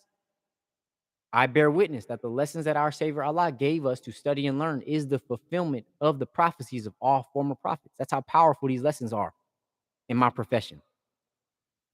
That means to bear witness to like how Jesus said, the Alpha and the Omega, the beginning and the ending, the end all be all. This is it. So it says here, the Supreme Wisdom Lessons by Master Farah Muhammad to his servant, Most Honorable Elijah Muhammad, for the lost found nation of Islam in North America. The Supreme Wisdom Lessons originated by our Savior. So if this is the very power of the universe, the planetary power, this right here is the very essence in which the whole universe was created in. The whole universe was created in these very powerful essence. It says here was originated by our Savior, Master Farah Muhammad. So how can we bear witness, those of us who believe in the teaching of Most Honorable Elijah Muhammad, how can we bear witness to anyone else being our originator other than Master Farah Muhammad? If our lessons, it says even in the Bible, in the beginning was the Word, and the Word became God, and the Word dwelled among us. The Word is God. So who originated these words that we bear witness to? Master Farah Muhammad. So that's our originator.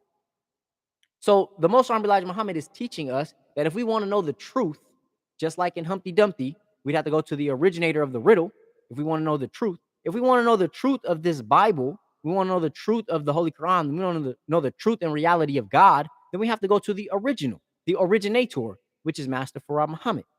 Now, Most Honorable Elijah Muhammad teaches us that Master Farah Muhammad and God is man, and we cannot make him any other than man unless we make him an inferior.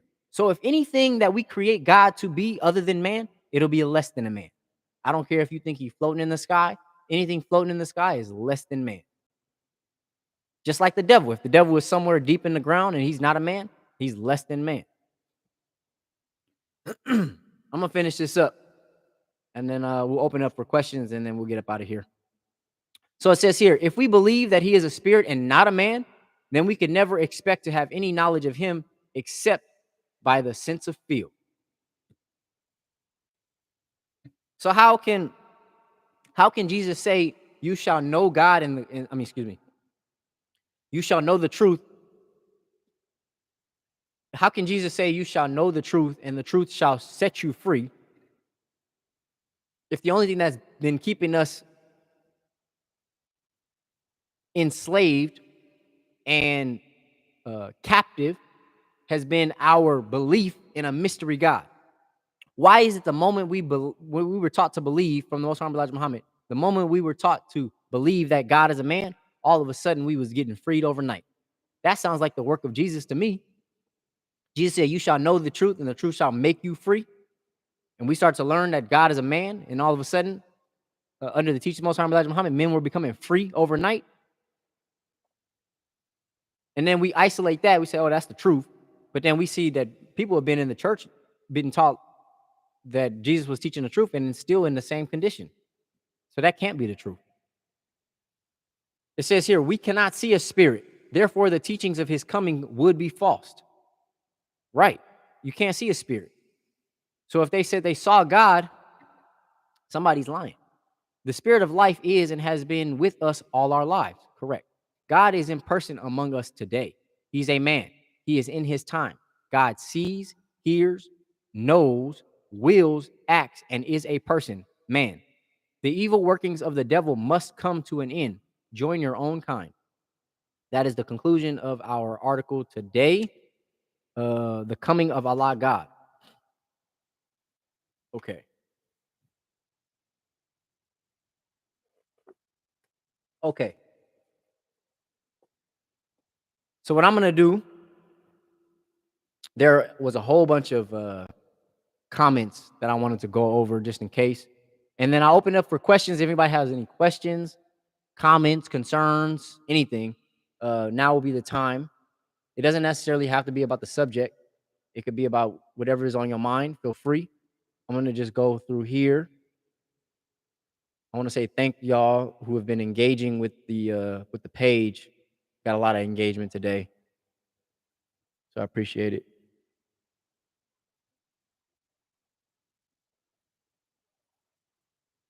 So sis said, I've told my children the truth about Christmas. The people in my program get shocked when I tell them that my boys know the truth. They tell me they don't want to take the excitement from their child. I've heard all types of different justifications too, and it's not. There's no room to there. There's no um There's no proper justification to just be lying to children. If they can't handle the truth, then just let them know because I said so for now. But we should find a reason to be able to explain to them. But to lie, to outright lie, that's terrible. I used to go to this one before I mean, I've always been on kind of a journey of research. I used to go to this church. Um, the pastor's name was Pastor Lou, and he was sending out Christmas invites. And I had a conversation with him because before that, I had a conversation with Jehovah's Witness. I believe it was Jehovah's Witness, if I'm not mistaken. And they were telling me Jesus wasn't born on December 12th because they don't celebrate they call them pagan holidays. They don't celebrate them. They were saying Jesus wasn't born on December 25th. So I went to Pastor Lou. I said, "Hey, I had a conversation with some Jehovah's Witness, and they said that that Jesus wasn't born on December 25th." And Pastor Lou, he said, "Oh, we know that, but because we celebrated during, it's an American holiday, then we just celebrate it like that to keep tradition." I said, I'm not okay with that. So you just willingly lie to your people? How people are spending their lives and they want to look for the truth, and you over here willingly lie to people. That's not cool. That's not a good shepherd. You're supposed to be a shepherd of your people, and they're looking for the truth, and you just give them lies. She said, I had an hour conversation about all holidays, and they were just looking at me. They know it's true, but they don't want to hear it. Exactly. Exactly. They know the truth. They know the truth, but they don't want to they don't want to tell the people the truth because then they have to say, well, this is why we was lying the whole time. It don't make no sense. She said he did cry talking about Humpty Dumpty. He just fell. Yes, he did. Right. Exactly.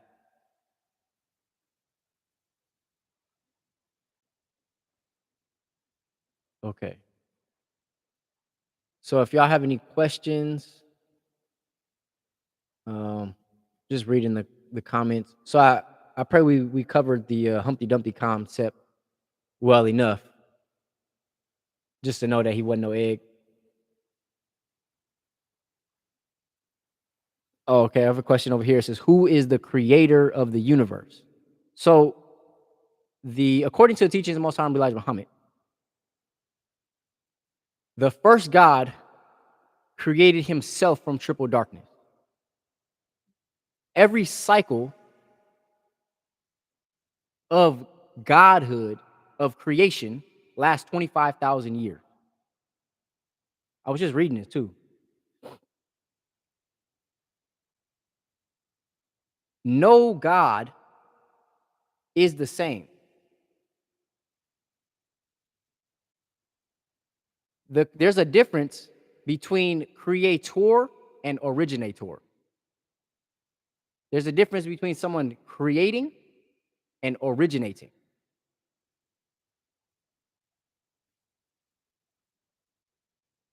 So when we say, "Oh Allah, surely I have turned myself to thee, O Allah, the originator of the heavens and the earth," we're speaking to Master Farah Muhammad. No one developed our mind and our earth the way that the teachings of Master Farah Muhammad did. Our heaven, because of course we don't believe in heaven being some spook in the sky.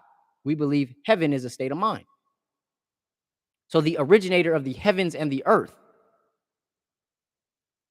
we don't say that some God trillions of years ago is our Lord and Savior. The same God who created the material is not the same God who we bear witness to today. This is according to teaching Most Honorable Elijah Muhammad.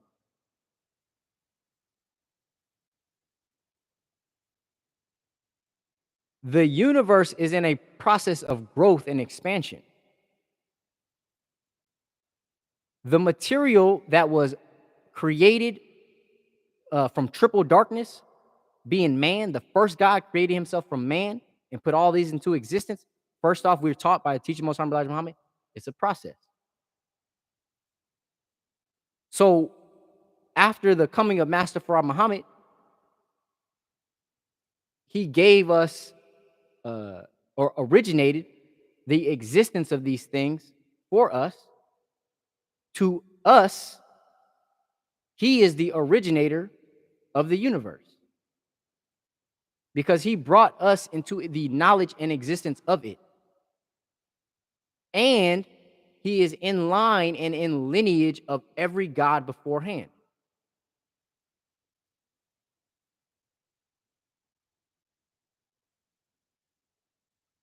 The best way I've heard put it is God. Y'all asking the same questions too. Interesting. So sister said, who is God? According to teaching Most Honorable Elijah Muhammad, God means force and power. But we have Allah meaning all in all. But God, we have, Most Honorable Elijah Muhammad teaches us the black man is God. All of us are Allah. However, there's always a supreme being, the highest of the high, King of kings, Lord of lords. And that supreme being is Master Farah Muhammad. So when you ask who originated the universe, there was a particular being. It's like in the United States, there's a president. You can ask who's the first president, but if you ask who's the current president, there's still presidencies. So there's always going to be a supreme being. The same God who created himself from triple darkness is not the same God who is true and living today.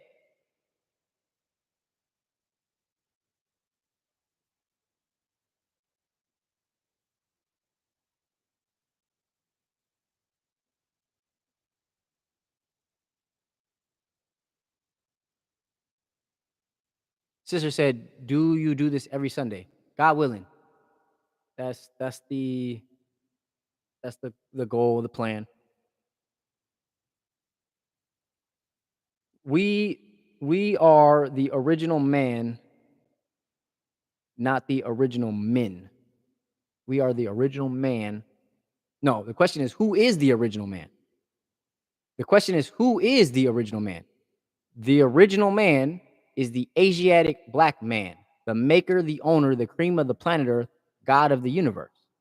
So it's not who we are in individual. It's who we are according to our submission to our responsibility. If we are, because it's not just the material, it's not just the flesh. Who is the original man? The original man is the Asiatic black man. That's where it begins. And of course, the maker, the owner, the cream of the planet Earth, God of the universe. So if we're not Asiatic black men, we don't fall in accord in alignment with that category. If we're not taking the time to make nothing, to own nothing, then we are not in alignment with that original man. If we are not striving to be the cream of the planet Earth, the cream is that which rises to the top, then we are not in accordance with the original man. That's why it says original man. If we're not, it says that ain't Master Fard Muhammad. Master, what you mean that ain't Master Fard Muhammad? We Master Fard Muhammad is original man, the original man, the Asiatic black man, maker, the owner, cream of the planet Earth, God of the universe. How is he not?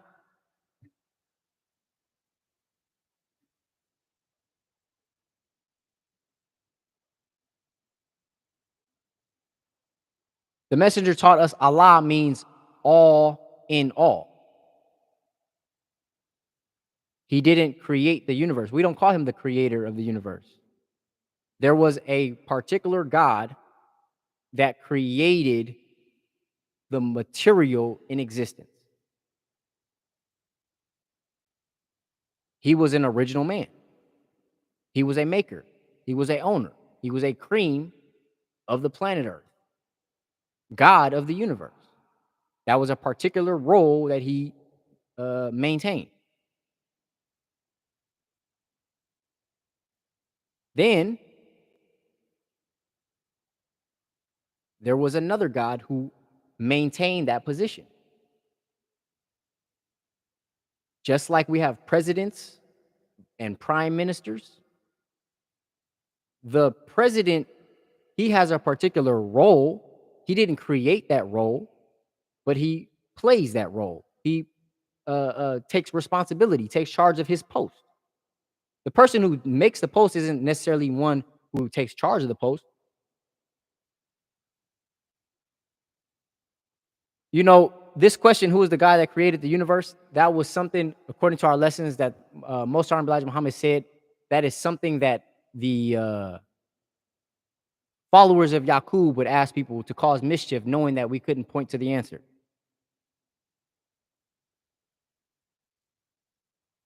That's why more emphasis, that's why the most Honorable Elijah Muhammad said, don't be so wrapped up in the teachings of 76 trillion years ago.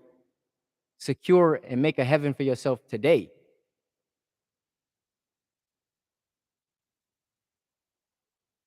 Sister said, who created the sun, moon, and stars? The original man, science or man? Science and man go hand in hand. You could put a capital M on there too. Who created the sun, moon, and the stars? That was the original man. Put that out there. When you say science, so Islam, we're taught Islam is mathematics and mathematics is Islam, and can be proven at no limit of time. So anything that is done by the original man, created, has been mathematically broken down. So when these things are created, first they're created, and then if we want to understand them, the understanding of creation or the understanding of nature or even the understanding of God is called science.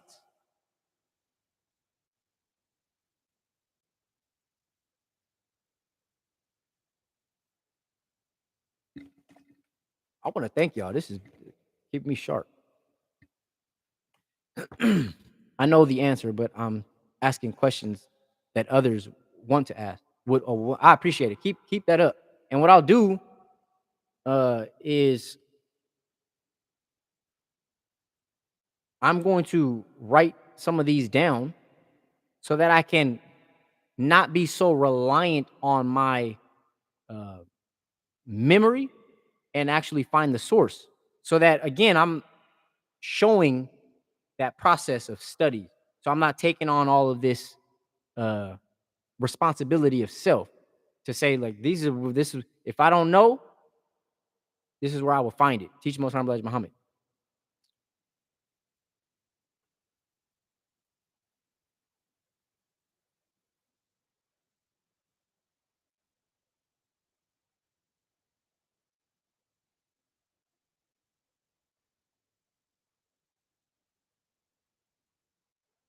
These are good questions too. I got 2 people that aren't Muslim asking me, so oh, I appreciate that. Yeah, keep the questions coming. Thank you for that too.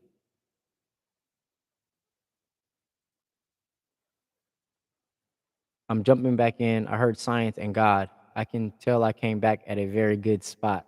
Welcome back. So God always does things in a scientific fashion, or even God moves. In Islam, we're taught Islam is mathematics, and mathematics is Islam, and can be proven at no limit of time.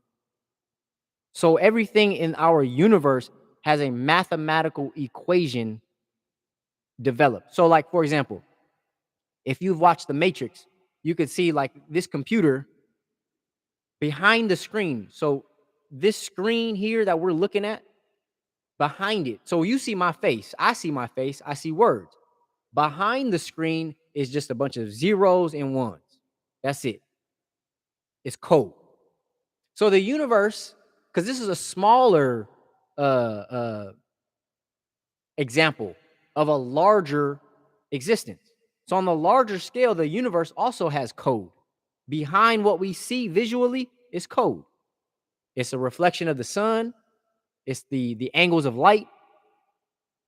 So when we look at the math, or we can bear witness that it's math, anytime you want to study that, that's the science. When you look at the sun, there's a distance, even in our lessons. We're taught that there's a specific distance between the sun and the moon. I mean, excuse me, the sun and the earth. The earth is 93 million miles away from the sun. That's a science. Science and mathematics go hand in hand, just like God and science go hand in hand. But what's the problem is, part of the problem is the society that we're subjected to, program, they try to separate God from science. They try to say, no, that science is over there and God is over here. And that's part of that interpretation. It was made that way to make us dependent. Because if you keep people divided to say people in religion, they don't have no logic, no science, and people in science have no belief in a higher power, then there will always be fighting. But if they start to have conversations with one another, that's what the teaching of Most High Elijah Muhammad has done, is effectively allowed scientists and quote unquote religious scriptural people to have conversations. We were taught that sister asked, what is God? We were taught that God is scientists. So when we are looking at the makings, or the ingredients of these things, we're being scientists. What we're doing now is we're merging together scripture, Bible, Quran, scripture from God, and we're taking a scientific look. Just like how the Bible is telling us that God and devil can't rule at the same time. Well, that makes sense from a religious aspect. But if we go and talk to a scientist, we would say, oh, scientists, two objects can't occupy the same space at the same time.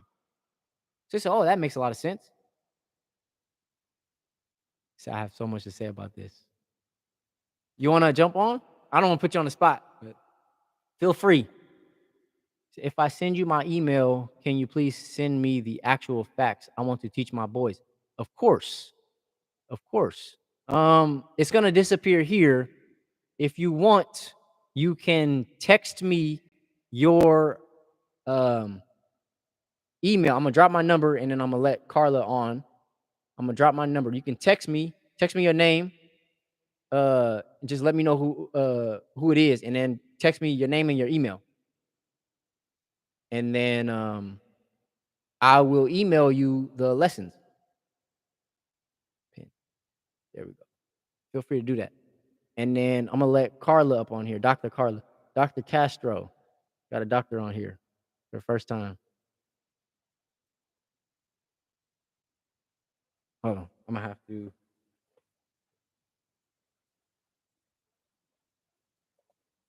You there? Oh wow. Hi, Carla. Are you Dr. Castro? Dr. Castro, Carla.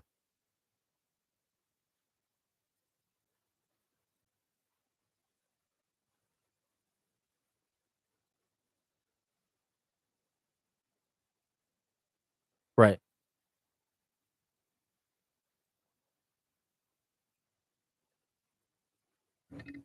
Yeah, feel free.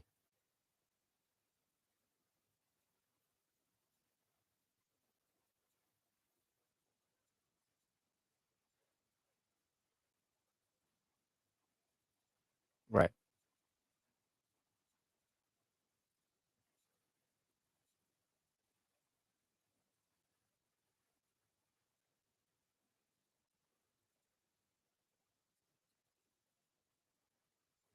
Yes.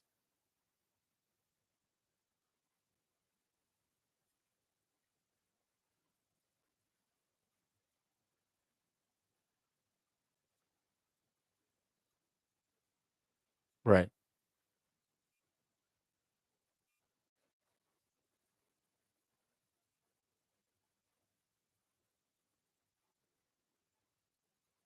Right. And you're not telling it to do that. It's it's a system. It's automatic.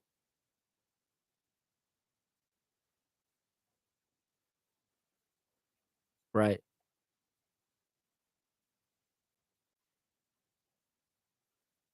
Y Yes.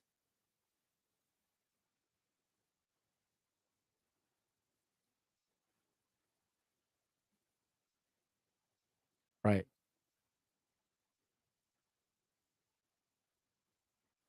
Right. Right. Right. Absolutely. Absolutely.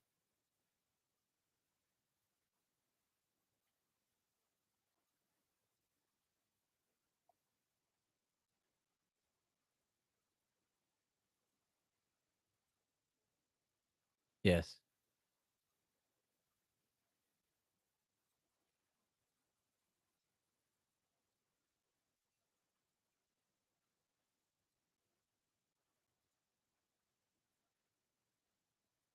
Right. Yeah. Exactly. Exactly. Yeah, thank you for that. I mean, that's right. I believe it will, and it's a perfect example because you're speaking on a system. It's an ecosystem where everything works together. Whereas the system that we're physically subjected to today, like the capitalist system, is totally opposite of that. So God's design is beautiful, sustainable. The heart beats, whether we tell it to or not, as long as we take care of it. The bees work together. We don't have to tell them to do that. They just know. So it's a system that's made for sustainability. Whereas the system of capitalism we call white supremacy is not made to last. But that's the system we put a lot of our energy in. That's the system that we're putting a lot of our faith in. And so the solution is to remove ourselves and just get back in tune with nature and back into if we can and that's a beautiful example. I've always thought of that. Like even in abundance, right? We have lungs that take in air, but we're surrounded by air. So the amount of benefit that we can get from our environment is directly proportional. It's directly related to how much effort that we place in ourselves.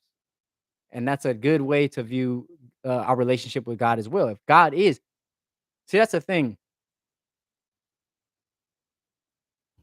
In Islam, we're taught that God, his fullest and masterful expression is man. There is no reality other than God. It's just that his expression was man and obviously woman as well to continue um, that system. We're completely surrounded by that reality. Just like you were talking about the heart, the system that we have, the internal system, the organs, that same power exists in the solar system. The planets this exactly. It's everywhere. The only reality is God.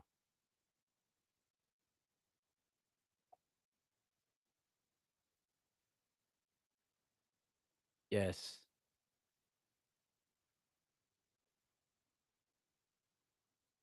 Yes.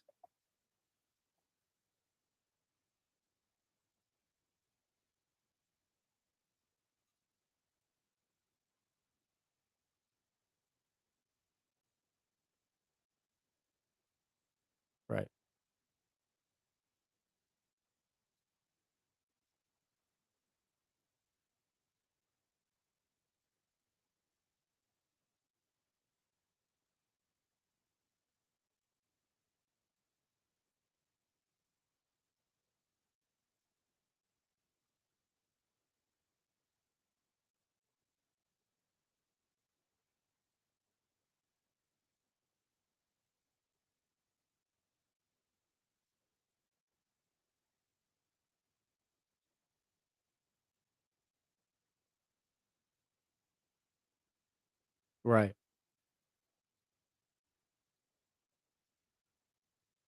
Right, right, right, right, right, right. I have that same so the way that I view that same exact example, because I contemplate about this all the time. So the way that I view that same exact example is kind of like the internet. I realize that the internet is a created thing. Just like I realize the universe is also a created thing. So then I also recognize that just like the internet is a created thing, it also has a creator. Then that I recognize that the universe is a created thing, it also has a creator. So the same benefit, it's almost like who created? I think what's his dude name that created Facebook? I forget his name for some reason. Mark Zuckerberg. So he created Facebook, right? So he knows the ins and outs and everything like that. He participates in Facebook, but he's outside of Facebook. He has the ability to create another Facebook, or he has the ability to fix Facebook if he wants. So when we tune into the internet, we can log on to Facebook. But if there's a supreme being creator, then I can go to the supreme being direct and I can get benefits from the universe, but I can also get benefits from other things that he's created as well. Now, obviously, the universe is all encompassing, but the same way, right? Yeah, exactly. Like if you peeled back this veil of it would be all numbers and letter and zero runs it exactly, exactly. Yeah, yeah, yeah. Deep, deep, deep, deep. Okay, no, I appreciate you joining. Yeah, thank you. Thank you for joining. Okay. Peace, peace. Uh, how you get off? How did I log you off? Oh, you do it. Okay. So on YouTube, there's a question, how come we can't hear your conversation?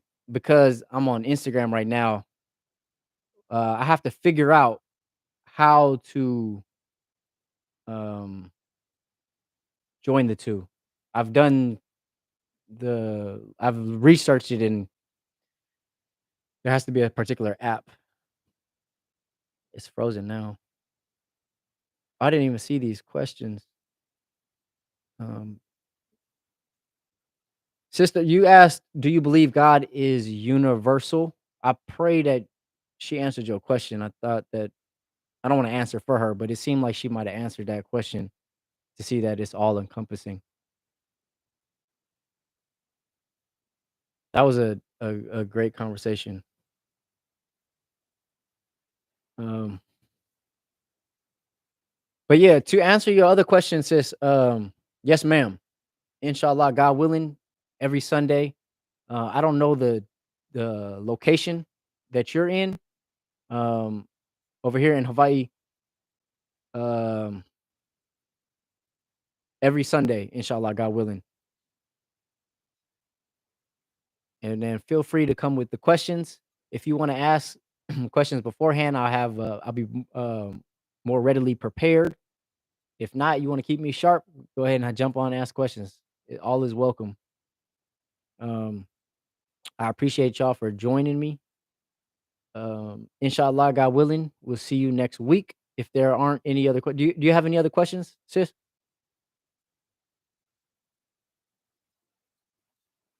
And I will if you text me your email. Are you in LA? That's where Carlo was. Dr. Castro was in LA too. So not in the Bay, huh? Both of y'all is in LA. Maybe y'all can connect and talk about the science of God. Dr. Castro, Carlo, before you leave, what's your what do you have your doctorate? What are you a doctor of? If you're still here. Forgot to ask.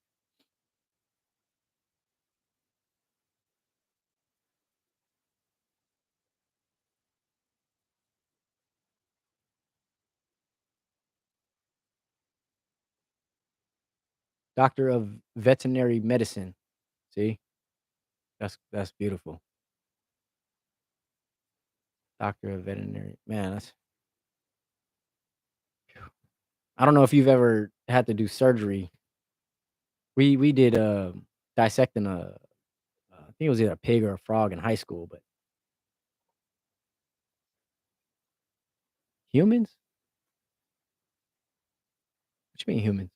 Oh, I treat all animals but one. Oh, humans. Okay, okay. I didn't see the first part. I treat all animals but humans. Got you. Okay, okay, okay. But I can imagine how intricate the insides of the animals are. I mean, there's probably a lot of, uh, relation between the organs and the of human beings and animals. I mean, it's just for me, I know that in the kinda limited work that I do, I'm able to bear witness to God in every single aspect of my work. We were just going over that before you got here, laying the base.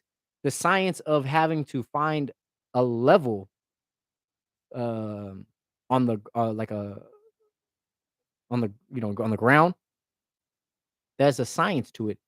To me, I can see God all in that mathematics.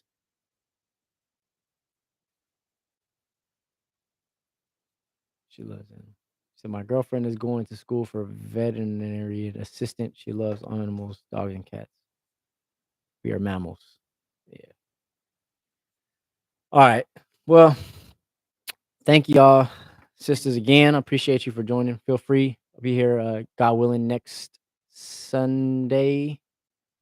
Um, see, this is all language. Humans are monogastrics, one stomach, versus ruminants, one stomach with four compartments. This is why I was like, wow, God's work is amazing. Then we have fish, etc. The list goes on. Yep. Being able to bear witness to that beauty. Have you ever, Carla, have you ever read the Quran? Because a lot of your language is almost exactly like the Quran. Like, no joke. There's one chapter in the Quran where it's like, of all the beautiful things, which of the favors of your Lord would you deny? So the way that you're breaking this down, it even goes into the bees having a, one stomach for a particular purpose and another stomach for another particular purpose. Your language is almost exactly Quranic. I have my own copy now. Yes, I skipped to the woman section. The woman section. What was that? Chapter 4, right? Chapter 4. You got a little upset. Oh, why did you get upset?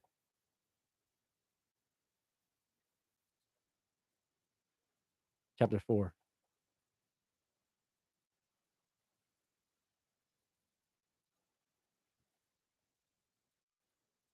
I'd love if you went over that one day.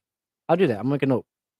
Chapter 4, the woman. Can I ask you what in particular made you upset?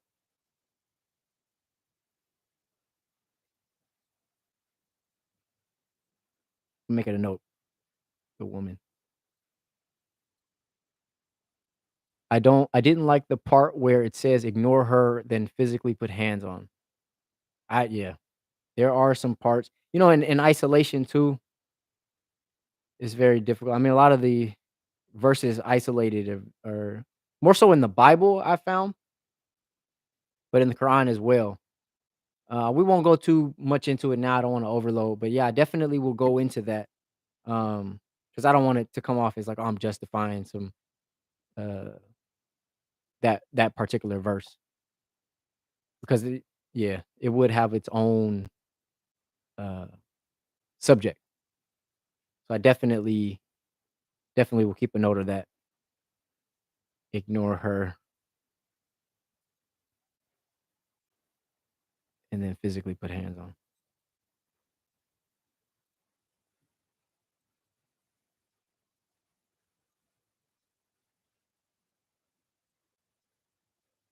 Yeah, that would be a great subject to have. My wife and I have discussions about this all the time.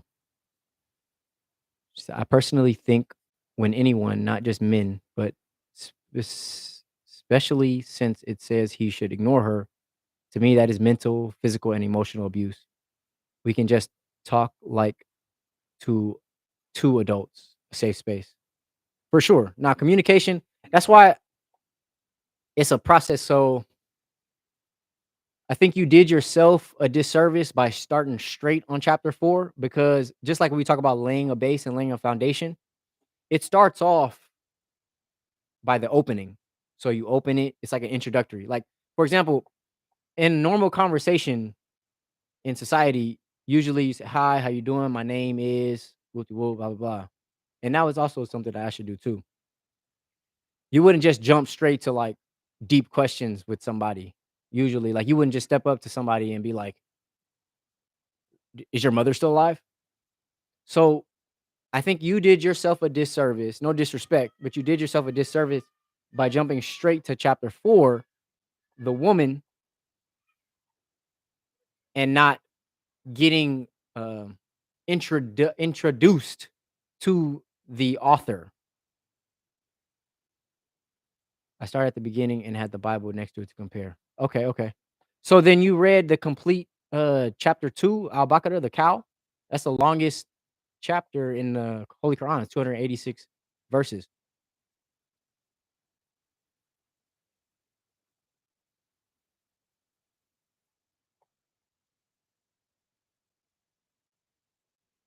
I didn't realize that there's a lag between the what I'm saying and then the I fell asleep on that one. Understand, understand. It's definitely a long one. So in the according to the Quran, the first chapter, Al-Fatiha, the opening, in the name of Allah, the Beneficent, the Merciful, all praises are due to Allah, the Lord of the words, the Beneficent, the Lord of the worlds, the Beneficent, the most merciful, Master of this day of judgment in which we now live. Thee alone do we worship, and thee alone do we ask for help. Guide us on the right path, the path of those upon whom thou hast bestowed favors, not the path of those upon whom thy wrath has been brought down, and nor of those who go astray. Those that prayer, that opening, that introduction, the very next chapter, Al Baqarah, is the answer to that prayer. So by the time you get to chapter 4, there's a certain context that's developed. So when you're and I'll go fully into this because I understand exactly where you're coming from, but I want to do it justice. But it's not giving a justification for abuse. It's saying in particular circumstances. So you also have to understand the people that is being dealt with in the Quran. It's not like normal human beings. These are people that needed to be civilized. It's kind of like, and I don't mean any disrespect, but it's how we are in the ghettos. You know, you being a sophisticated woman have developed yourself mentally, emotionally to a certain degree to be able to have these types of conversations with your spouse. Not all of us have been able to develop I mean, you and I, we met in college. So even through that period of time, I've been able to see, wow, you've developed so much. God willing, I was able to develop so much. Not everybody has been given they have not given themselves the opportunity to develop, and they also have not been given the tools or the material to develop themselves. So when we see the Quran is tools for development. So in a relationship, the man is dealt with first. The man is being instructed on how to uh deal with his family. That's in Al Baqarah. We're given how to deal in business, how to deal with family, how to deal with uh, different areas of life, how to have discipline, how to go to God first. By the time it's meant to deal with a woman, it's not talking about a woman that's been fully developed. By the time it gets to ignoring her, it's to the point before, because I believe the next chapter, if I'm not mistaken, deals with divorce. It may be the chapter beforehand or the chapter afterhand deals with divorce. So these are measures that are we use to deal with because in Arabia, domestic violence was huge. So that's why it was like, don't beat your woman. Domestic violence is huge even in here in the hells of North America. Even like I said, in the ghettos or amongst us poor folks, domestic violence is huge. Even in Hawaii, domestic violence is huge. So it's given a pattern. When you go to school, you learn the alphabets first, and then you learn that uh, words, excuse me, letters and numbers are separate. When you first learn letters and numbers, they're separate, right? So alphabets, you have letters, and then numbers, you have numbers. But then you start to learn algebra, you see, oh, a squared plus b squared equals c squared. So then you start to develop into your understanding, or you start to evolve in your understanding to say that there are mathematic equations that have numbers and letters. So it's the same thing here. As we develop as humans, by the time that we've completely submitted to the Quran, the woman and man should be completely developed. If we're submitting, completely developed to the point where there is no ignoring, there is no abuse. We're talking like human beings, developed and evolved human beings. Um, she said, "I hear you. However, applying that now in our current time in the wrong hands and mind, this could go south very quickly, and many women have succumbed to unnecessary suffering." True indeed. I have yet to see someone who has righteous dealings in their life also succumb to beating their wife. I've come to see that a man who's willing to beat their wife is willing to do unrighteousness in other aspects in their life. The patriarchy is a topic for another day, maybe. Yep, I'll write that down. Patriarchy. I would love to get some other perspectives. Patriarchy. And this is what's necessary if we're talking about developing a system, a righteous system. We have to learn what works and what doesn't work. And thank you, Pops. He also recommended that I point you, and when you're reading the Quran, I don't know if you're familiar with this book as well, Message to the Black Man. As you see, mine is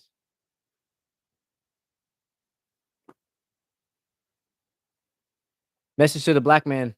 You can get a lot of it's the main source of our, like you said, connection to Islam. And it deals a lot of what the things that you were talking about as well. Um, Patriarchy and misogynistic thinking. Absolutely. And also, to our defense, me being an original Asiatic black man, for the past 6,000 years, we have not had a defined level of authority and rulership, not even in our homes, but also in our government and our society. So I think something that we could talk about is this concept of patriarchy and misogynistic thinking. That's not by our design. We did not design that. That is a design of a colonization of a system that they created to manipulate and take advantage of us as people. So that's the only thing that we have learned. We didn't have another teacher. That's why the Most High Elijah Muhammad said that God had to come and teach us himself so that we can learn not to think like that. So a lot of these systems that we're seeing, that they're abusive and they toxic masculinity, these are grafting of a system that was already in place. Remember, we talked about a system that is not sustainable. So those are the systems that were used to keep a people dependent. So when you see misogynistic and basically taking advantage of women, that part in particular was developed for people to be dependent, to remain basically slaves. So men who have not been taught another way, a healthy way, they're borrowing the skills or the system, the wisdom, if you will, not necessarily saying it's good, but that trick knowledge to keep someone dependent, to keep someone mentally um enslaved, like kidnapped mentally, controlled and manipulated. That all comes from a system that we as original men, we did not design that system.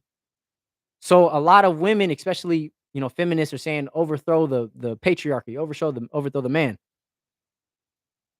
I don't think that us original men have been given the opportunity that we deserve to show that we can be better than how we were taught by the colonizers, by the devil. I don't think we've been given the opportunity. Nowadays we do because we have our family. We can say, well, you know what? There's nothing that's stopping me.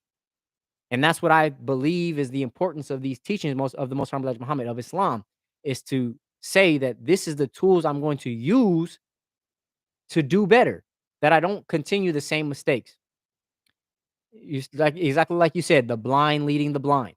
So instead of being blind and continue to try to lead the blind, I can go where it says that the Quran pulls people out of the darkness into light. And I'm only saying Quran because, that is my belief, but there are other areas of belief that can give you some light and insight. I believe that there are ways to find, like we said, God is the only reality. So you can be reading a specific book and you say, wow, must be God speaking to me. I bear witness to that. God is the only reality. But also, I mean, for example, there are certain colors of light that we can't see with our naked eye. So there has to be some other type of work that needs to be done. Just like you went to school to become a doctor, and in order to fix certain animals, you got to cut it open. I do believe there are other works that need to be done in order to fully heal and to fully understand the things that we're subjected to. I really appreciate the dialogue.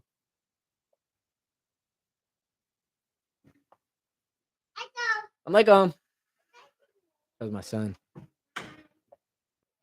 I agree. I think we can all be better, but that depends on who wants to step away and out of the matrix and thinking for themselves. Because women are walking portals. I think women are so precious how they bring life into this world, the vessel. Yes, ma'am. Absolutely 100%. And that's exactly the stance that we take. It's called the way that you just wrote it depends on who wants to step away and out of the matrix. We call that separation. It's a complete separation from the system that has been developed. We do not participate. It's like the Bible said, where Jesus was saying, I am in this world, whoa, but not of this world. It's the same thing. We are in this world, but we don't want anything to do with it. And we were taught that Jesus of 2,000 years ago was a little bit too soon. He was a little bit ahead of time. So, what you talking about? Today, we understand that in order to remove a system or in order to overthrow a system must be introduced of equal or greater value. So it's not enough today in this time. It was enough 2,000 years ago for Jesus to say we're in this world and not of this world. It's not enough today to say we want to be out of the matrix. We want to separate from the matrix because if we get out of it in the movie, The Matrix, they would get out and then they went right back in. Today, in this day and time, separation, we're not separating for the purpose to get back in. We are separating so that we can submit and develop our own. We can learn from the bees and learn from the hearts of animals, learn from nature, how the Quran says, truly in nature are signs for those who pay attention. So when I hear you speaking of nature and how the system works together, I'm imagining how can I develop a system, like even business is a system. How can I develop a system to where it'll sustain itself in a natural way on its own? But yes, you're absolutely right. Women are walking portals. And this again in Islam, we're taught how men and women work together to bring um, anything into fruition. You're absolutely right. The woman is the portal to bring things from one realm into our physical realm. but they have to work together. I have a conversation with my wife every month. The woman, she provides material, but if that material isn't being used, she just discards it. Same thing with the man. More than a month, our bodies manufacture billions upon billions of seeds that are meant to create, or the instructions to make a child. But if we don't plant it in a fertile woman, it doesn't do any. It's a waste. The Holy Quran calls it useless liquid. So that teaches that we're meant to work together. We have a particular role, and like you said, the woman is the portal to bring these things into fruition. Man ain't doing nothing without a woman. Nothing that's gonna last. But that's the thing. The divide and conquer concept was to keep a separation between man and woman, even in the Bible. So it said, I'm learning about different cultures. So some cultures believe that yes, it's okay to beat women, isolate women, and control women. But when you grow up, you will continue your culture belief, or will you be that change?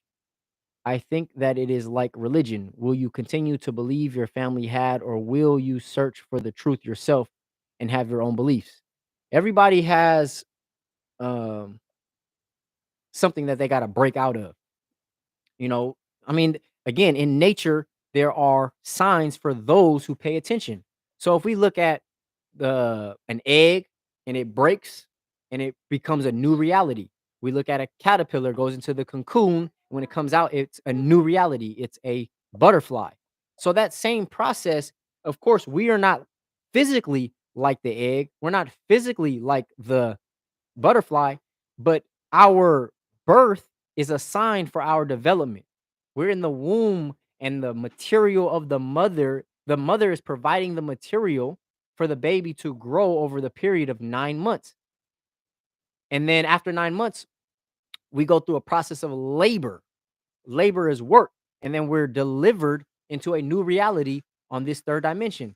So that same process, when you talk about having different cultures and having different experiences, that is the material. That's your environment is like your mother providing that material. That's God providing that material for you to create and develop yourself according either to your own will, how you want to be, or you submit to the will of God and you become who God intends you to be.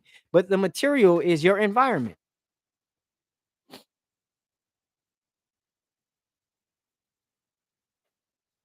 And a lot of these things, like people who are brought up religious, the best thing to do is to not throw out the baby with the bathwater. I know people will say, "Oh, I grew up religious, so now I'm atheist. I grew up religious, so now I'm spiritual." I think religion has value. Just like if you were to go do and you were go to do any other practice, just like you becoming to be a doctor, there are courses of action that guide your steps. It says, okay, before you get to this step, you need to read this book. So there in religion is value. I'm not saying that every religion is right. I think a lot of religion is designed to keep us enslaved.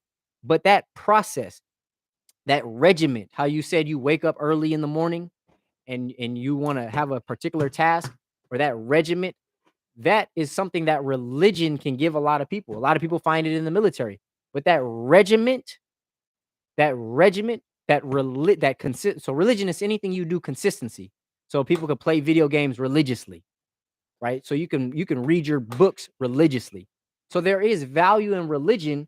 It's just the way that it's been used. The way that it's been used is to keep people enslaved or indoctrinated. So the key is, just like in our environment, we're using it as material. Yes, ritual without any substance. Just, and Jesus talked about this in the Bible. He said, "Don't pray like they pray. They just mumble words that have no substance. Pray like this." And he gave a blueprint. But then people took that blueprint and they made it a dogmatic blueprint. They made it dogmatic. That's not the key that Jesus was trying to teach. Jesus was trying to teach a blueprint on how not what, how to pray. So the same thing in religion. I think that our environment gives us material to create who we who we choose to be. Just like religion and just like your environment, you have to engage with it. I think if we engage with these practices, you engage with your upbringing, just like sister, you was just talking about having the cultural beliefs. You said you're learning about different cultures, and some cultures believe that it's okay to beat women.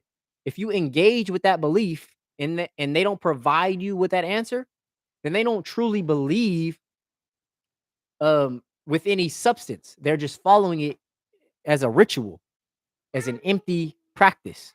So the key is to engage with it.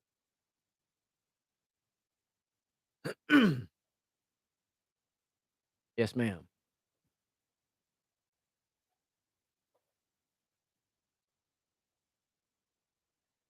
She said, because yes, we are a product of our environment. Exactly. Exactly. So even so, because we are a product of our environment, if somebody wanted to control who you became, they don't even necessarily have to control you. They just control your environment. And we learned that in psychology. People think that they would act a certain way, but being subjected to a particular environment or a particular circumstance, people act in ways they would never even imagine. That's how they wanted to do the study about the Nazis. All they have to do is change the environment and change what people viewed as authority, and they can force them to do whatever they wanted to. It really goes to show on how truly weak and susceptible we are, and I believe that these teachings from God is to strengthen us, to make us stronger, so that we don't fall victim to a lot of these fake deceptions. That's what the back of this book says on an invincible truth. I recommend reading this as one as well.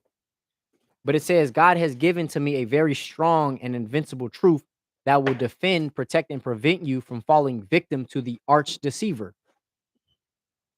Read these articles and treasure them. They are your life. Ignore them, and it is your death. So these articles are given so that we don't fall victim to deception. Whoa. My father asked, is environment stronger than nature? So is your environment stronger than your nature? This is a question that's been uh, in existence for a long time, and I always pose it as a question because my answer is you have to show and prove. Our lessons. Matter of fact, since y'all are all here, this is the answer, and let's see if you can dissect the answer from the question. So the question is the environment stronger than nature? So that is a scientific question, right? I'm going to introduce a scriptural question and answer, and we're going to draw the conclusion between the two. So the question is, why why did God make devil? The answer is to show forth his power, that he is all wise and righteous, that he could make a devil, which is weak and wicked, and give the devil power to rule the earth for 6,000 years and then destroy the devil in one day without falling, listen, without falling victim to the devil's civilization. Otherwise, to show and prove that Allah is the God, always has been and always will be. So the question is your environment stronger than your nature? It depends on what you're willing to show and prove. To me, I can say, since I believe this, that God created the devil for 6,000 years so that he can destroy the devil in one day without falling victim to the devil's civilization. That's me bearing witness that God created devil to show forth that his nature is stronger than the environment that the devil created. However, if somebody without a knowledge of self and you ask them the same question, which is stronger, your nature or your environment, they're going to say my environment is stronger because they don't have the true knowledge of their nature. If we're those of us who have knowledge of self, we say that our nature as original man and woman is Islam. We are Muslim by nature, and Muslim means to submit to the will of God. So by nature, we submit to God's will by nature. But not everybody with knowledge can bear witness to that. So if you ask somebody without knowledge, is your environment stronger than your nature? The fact that they lack knowledge, the environment is going to be stronger than their nature just by sheer fact, by sheer definition. Just by circumstances alone, the environment is stronger than their nature. So the answer to that question is, and it always will be, show and prove. If anybody asks that question, is your environment stronger than your nature? The answer is and always will be show and prove. Because you can say what you want. Oh, my environment is nature. Show and prove. My nature is stronger than my environment. Show and prove. If your nature is stronger than your environment, then your environment will bear witness to your nature. And that is the struggle. That is God's struggle. That is our design. Just like if we go to the Bible, be fruitful and multiply. Power is the ability to influence your environment based on your will. I say it again. Power is your ability to influence your environment based on your will. That's why we say that we bear witness or we submit to the will of God, because we want to influence our environment based on the will of God. Because if I influence my environment based on my own will, I have a limited power. But if I submit to the power of God, and I say that I want to develop my environment based on God's will, then I am connected to an infinite source of power. And I already know God's will is not uh unsustainable. I can see, just like we were talking about how the system, the heart, the organs, the bees and everything in nature has a particular system, the planets has a system. That's God's will. I bear witness to that being God's will. So that's how I want my environment to be influenced by that will. I want my environment to be influenced by God's will. That's power. So the answer to the question, is your environment stronger than your nature? The answer is always going to be show and prove. Oh man, you're getting deep. We have mirror neurons. Read about them. That's how powerful the environment is. Yep. That's why I stopped watching because of mirror. Thank you. Yeah, where you going? You want to sit here? Come on. Because of mirror neurons is why I stopped watching Assalamualaikum. Assalamualaikum. Assalamualaikum. Assalamualaikum. No, he doesn't want to say it right now. He's joking. Mirror neurons is the reason why I stopped watching or not stop, but I never liked watching football and sports. Assalamualaikum. He sees his face. I stopped. This guy, he's acting up because he sees the screen.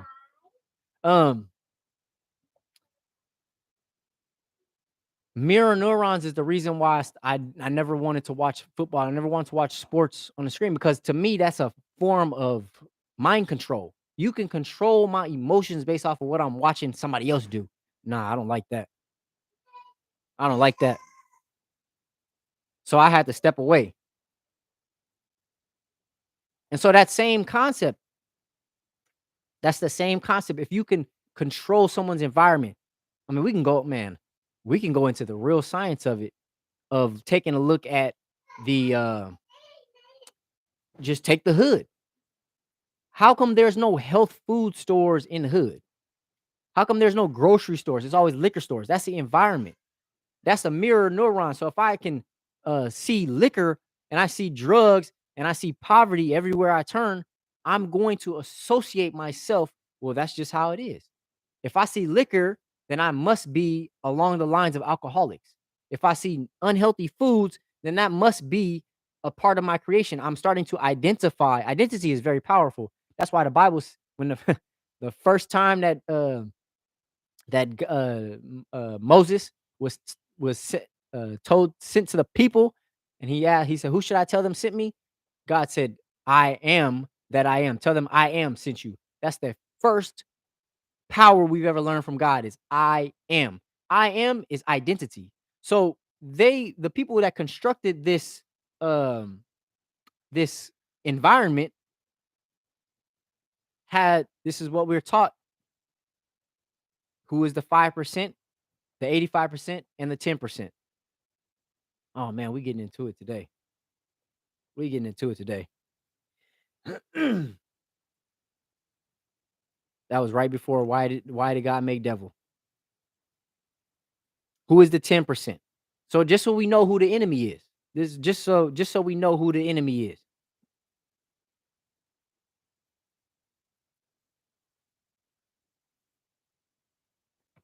It says here, tell us why the devil teaches the 85% that God is a righteous and unseen being and exists everywhere.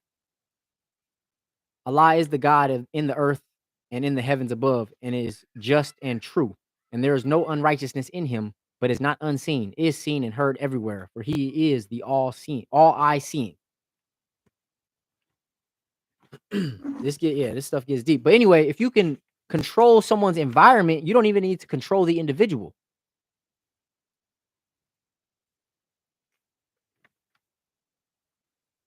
And that's why we needed God to come in the person to teach us and raised up among us the messenger. She said, yes, that is power, the power of choice and free will. Yes, my grandfather taught this. He went to all the liquor stores speaking with the Arabs. You pray 5 times a day, but you're feeding our people this poison. That's a fact. Yeah, Dr. Yusuf Bey.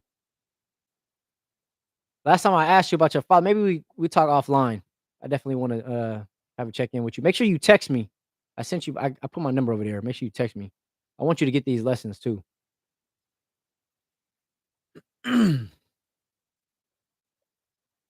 Yeah, we getting into it today.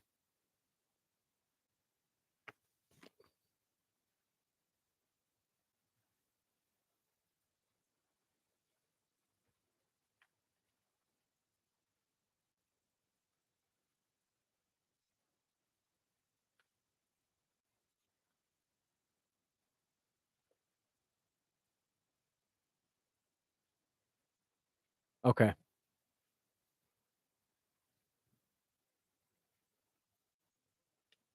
Before I go, I'm gonna read this so that you can understand, because I don't like to sound like a conspiracy theorist, right? Where I say, "Oh, they." It's always they. But if we can identify, it says here, who is the 10%? The 10% is the rich, the slave makers of the poor who teach the poor lies, to believe that the almighty, true and living God is a spook and cannot be seen by the physical eye, otherwise known as the bloodsuckers of the poor. So these environments that we're subjected to with the liquor stores, how you said the Arabs, they all supposed to be praying, but they put the Quran behind their back. Every people has been taught how to take advantage of us, original people. They have been taught how to suck our blood, the life blood from us, which is our creativity and our mind and our money. That's the life blood. We go and we can work for them, but we can't work with them. We can be commodities, but we can't be producers. I was just having a conversation with a brother the other day. If a Chinese goes and puts up a store, we can go and shop there all day, but we can't make any decisions when it comes to their. We can't go and say, "Hey, I would love if y'all did it." It wouldn't. No, they don't care because they know we're gonna buy from them anyway. So that means that we're limited individually. We're limited on our ability to uh, influence our environment, but we understand that our environment is influencing us depending on what we're surrounded by. And you can go down the list. We have poor education, poor foods, poor recreational um playgrounds. You don't find no gyms in the hood. You don't find no health foods in the hood.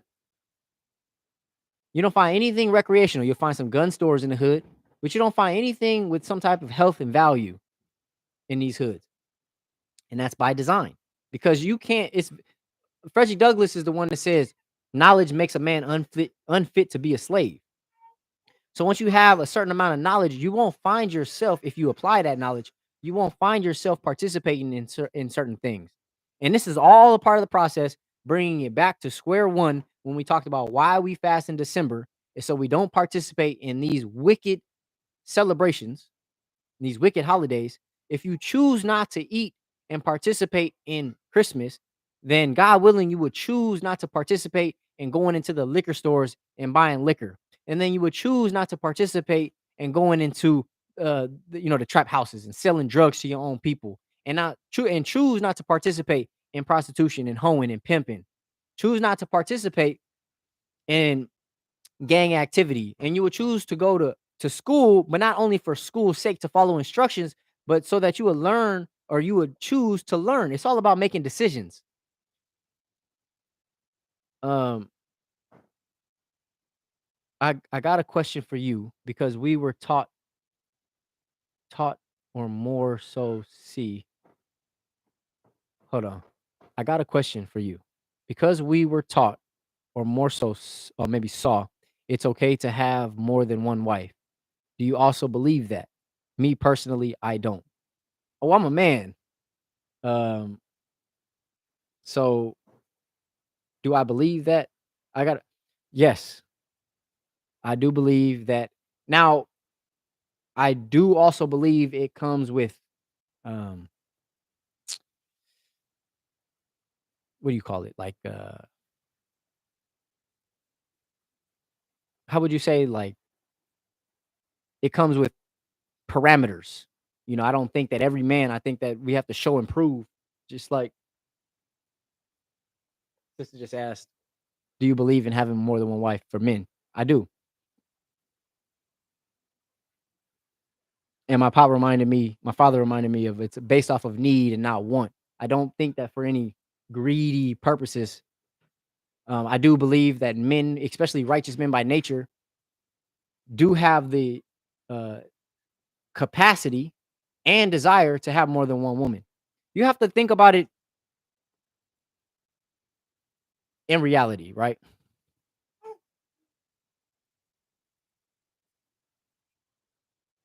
If not if us as righteous men, and you can take this how you want, but us as righteous men, we don't participate in everything that has to do with the world. So you're not gonna find us going to the strip clubs. You're not gonna find us um, dealing in lustful behaviors in every area of the world. We're not drinking, we're not smoking, we're not dealing drugs, we're not disrespecting women, we're not greedy and gluttonous.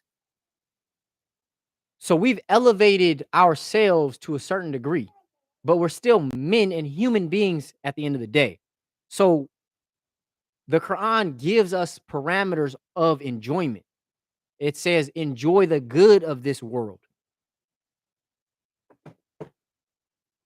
And the Holy Quran says, if Allah means good for a man, he gives him a righteous wife. So women, righteous wife, of course, I'm not talking about just out there fornicating and all types of stuff like that. But to answer your question, yes, I do believe that it's okay to have more than one wife if you're submitting to parameters. But I mean, men do that all the time. If a man, a m- men have more than one women and don't submit to any religious structure. Carla said men can have many wives and so can women. Women can have husbands. Sounds fair to me. You know, I hear that all the time, right? I hear that all the time. And it's very, very showing, and I it has to do with, I hate to say it like this, but like ego.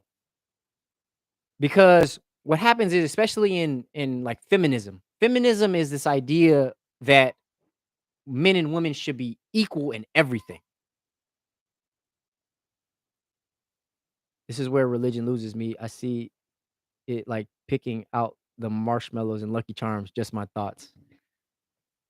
Yeah. Well, we take the whole. I don't pick anything.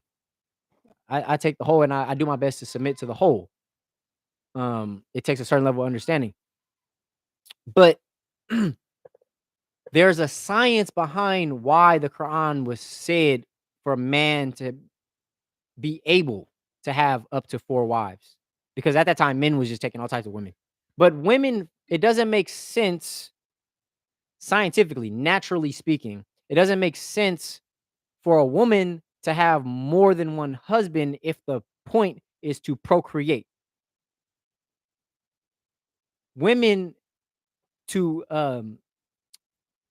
if their, uh, role is to procreate, a woman can only bring forth 1 child, and it takes 9 months at a time. So in that particular, uh, area, it would for her to be, with multiple men,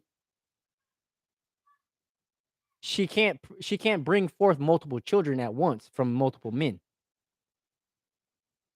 I said, "I think women are superior, not equal." Oh, I would love to learn about that. I would love to hear your perspective on that. We're gonna have to do that on the same day we talk about patriarchy. She said, "Exactly. That's why I'm now gay. I have a girlfriend. We talk about threesomes, but we can never have the woman stay. So is that kind of the same?" That is your particular relationship. I don't know. That's a conversation you got to have with your woman. Do you enjoy? See, that's the thing. Not taking sex out of it. Do you enjoy the presence of women?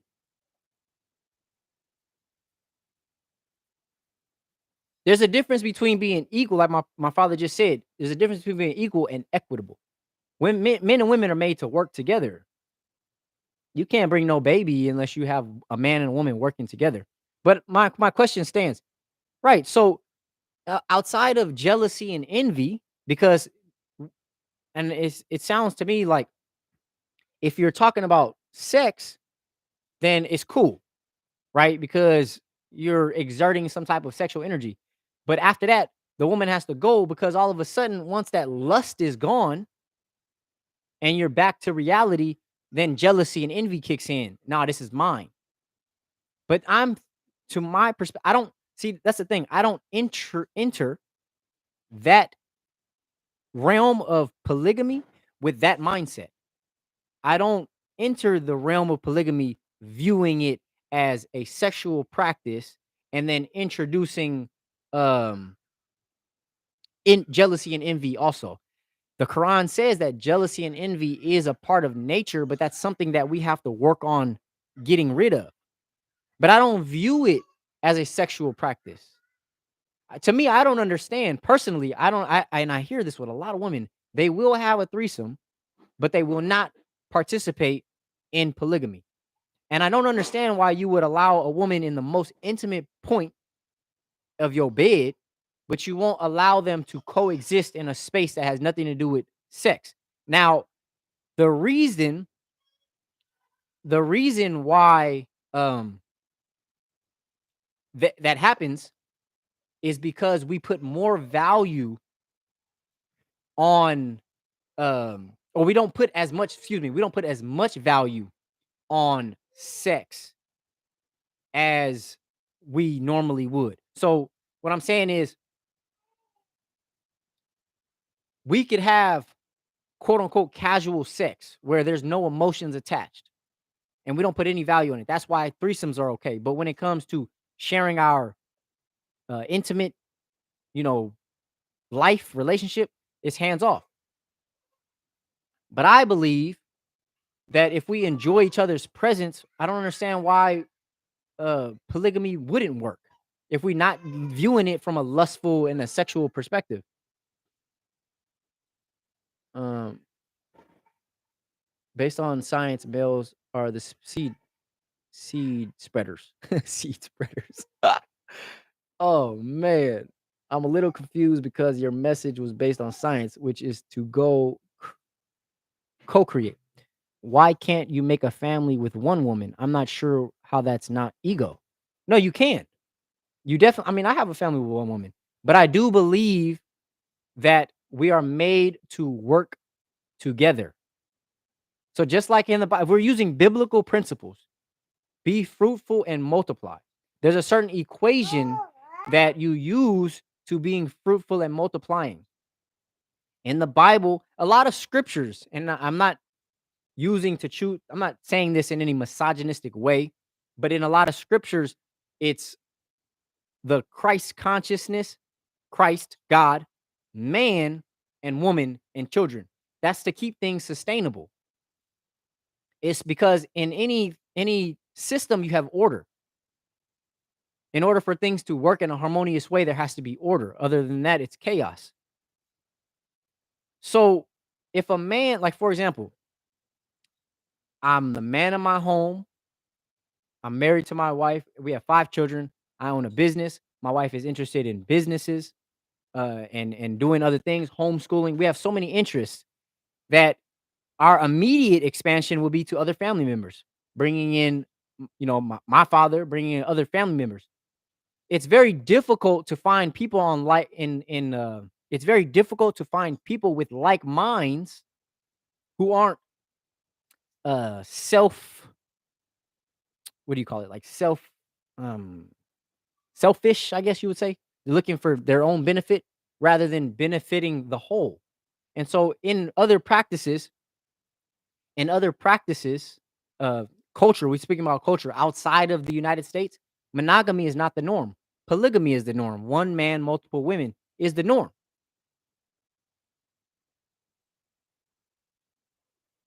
So if you're if you're viewing the world not from an egotistical purpose or not from an egotistical perspective, if that's how you view the world, then you can enter into a relationship. Just like you saying ego, you can be in a monogamous relationship and be full of ego. You can be single and you can be a what do you call it? A player and be ego and have ego. So it's about the person that's bringing into the relationship.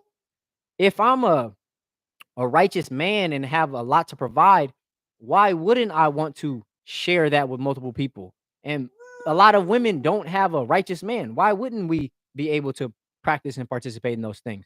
I mean, that's a different conversation. But what I'm saying is, whoever the man is, that's what he's gonna bring into the relationship. So it's not an egotistical thing to want to have more women. It's it's keeping your ego in check. Some egotistical men don't want to be married at all, don't want the responsibility at all. I know a bunch of narcissists who don't want to they don't want to take on any type of responsibility, let alone multiple women, but it doesn't make them less egotistical. I know some narcissist egotistical men who will never start a business. So just because you start a business doesn't mean that your ego is, and your business is the vehicle that you can use to influence your environment. All throughout the Bible, men of God was made to utilize business as a vehicle. I'm having a bunch of comments too on YouTube. Let me read them. So polygamy is based off of need and not want. This is my father speaking. Need and not want. Um, the righteous man who's um he's writing one word, so I'm trying to develop it into sentences. But he says God, cipher, divine man. That's the men who deserve to have more than one woman who's focused on a mission and focused on God, not on sex. And yes, exactly. The women in our relationship are called help meet. And ego stands for edging God out. Um,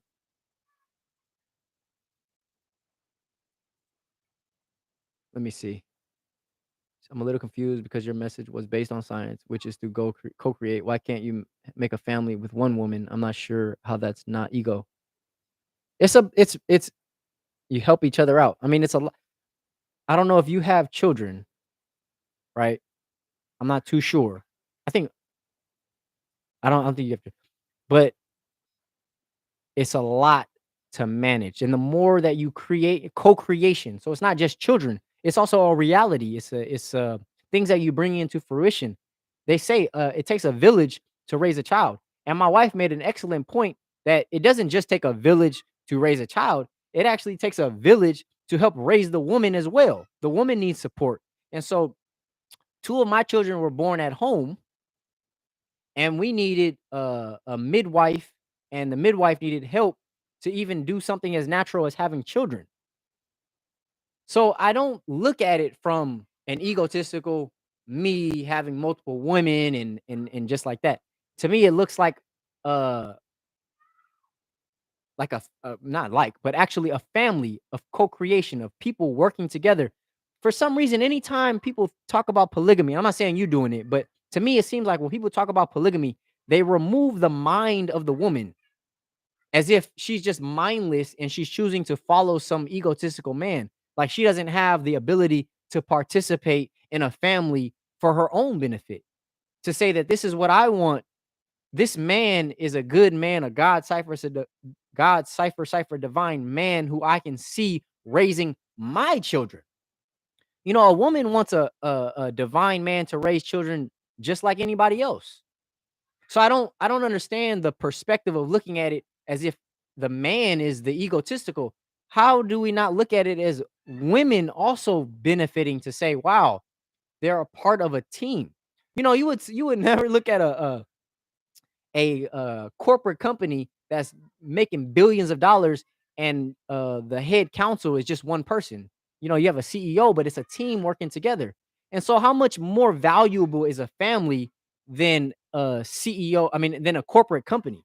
I truly believe that family is much more valuable than any corporate company. So why wouldn't we view it the same way to say, all hands on deck?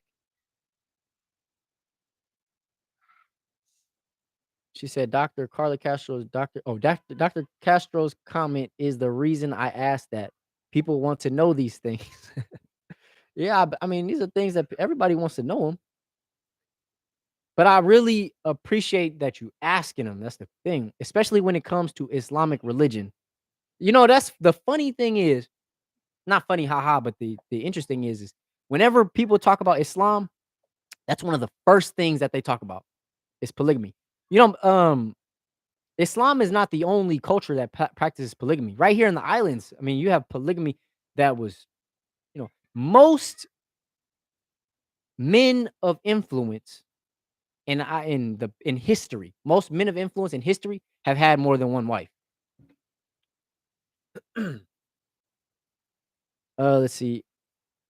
I suppose when I think of lions and him having another lioness or a whole pride to himself, but that's for survival once again. That's a beautiful example. The lion having a pride of lionesses. And also, something that I didn't know is that it's not one man in the pride. It's a coalition of men and a unit of women, of lionesses. But again, you're saying survival, right? After survival, animals are subjected to survival. Human beings are subjected to survival so they can enter thrival. So we want to get out of survival mode into thrive. But the same the same tools that animals use to survive, couldn't we learn that that's the same tools that we want to use to thrive? Do you know more? Do you know that the United States um, made polygamy illegal because every polygamy it stopped. I don't know where it cut off at, but the United States made polygamy illegal. I don't know how we got in this conversation, but the United States made polygamy illegal because all the organizations that was practicing polygamy were becoming economical and societal powerhouses. Economical and societal powerhouses, meaning they were becoming so powerful that the United States had to say no, no, no, no, no, no, no, because it's such a oh man. And my father just thank you for reminding me as well. Self-preservation is the first law of nature, or survival is the first law of nature. So just like Dr. Castro, you talking about the lions are doing that for survival. We also have a first law of nature, which is first to survive. And say says, well, back to the Quran.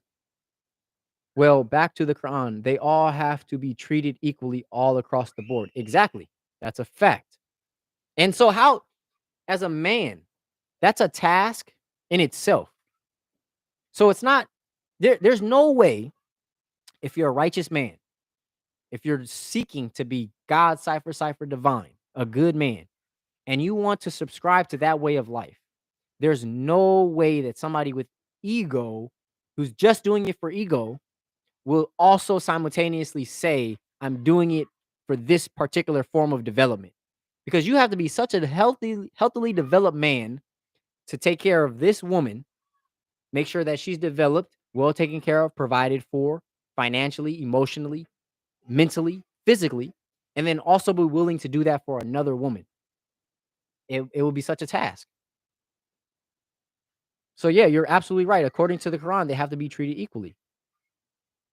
She said, I think if I had a man like my grandfather who has 12 wives and 43 children, he took care of all his children and their mothers, and he had a lot of businesses to care for his family. Exactly. Yeah, Dr. Bay.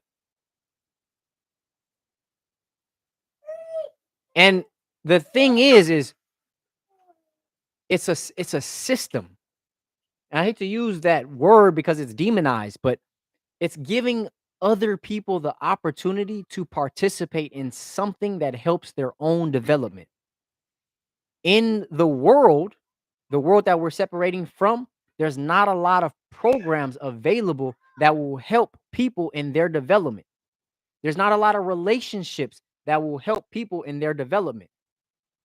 And so what happened was is he was able to construct or utilize the program and submit to the program of the Most Honorable Elijah Muhammad to influence his environment and develop a uh, creation that was able to benefit all those involved. It's not it's not like he was just some uh dictator boss and just commanded everybody and didn't do no work. It was a relationship. This is Rahman's daughter. Talking to my father on YouTube. He was asking me. Granted, some of his children's mothers didn't want to be a part in how he dealt with that. I don't know, but what I seen from those that stayed, they were a family, right? But you know what? This is what I was saying. Every person has been prescribed a wobble, just like the earth has a wobble in it. Every human being has been prescribed a wobble by Allah, and so Dr. Yusuf Bey had his wobble. He had to work through that wobble. I have a wobble. You have a wobble.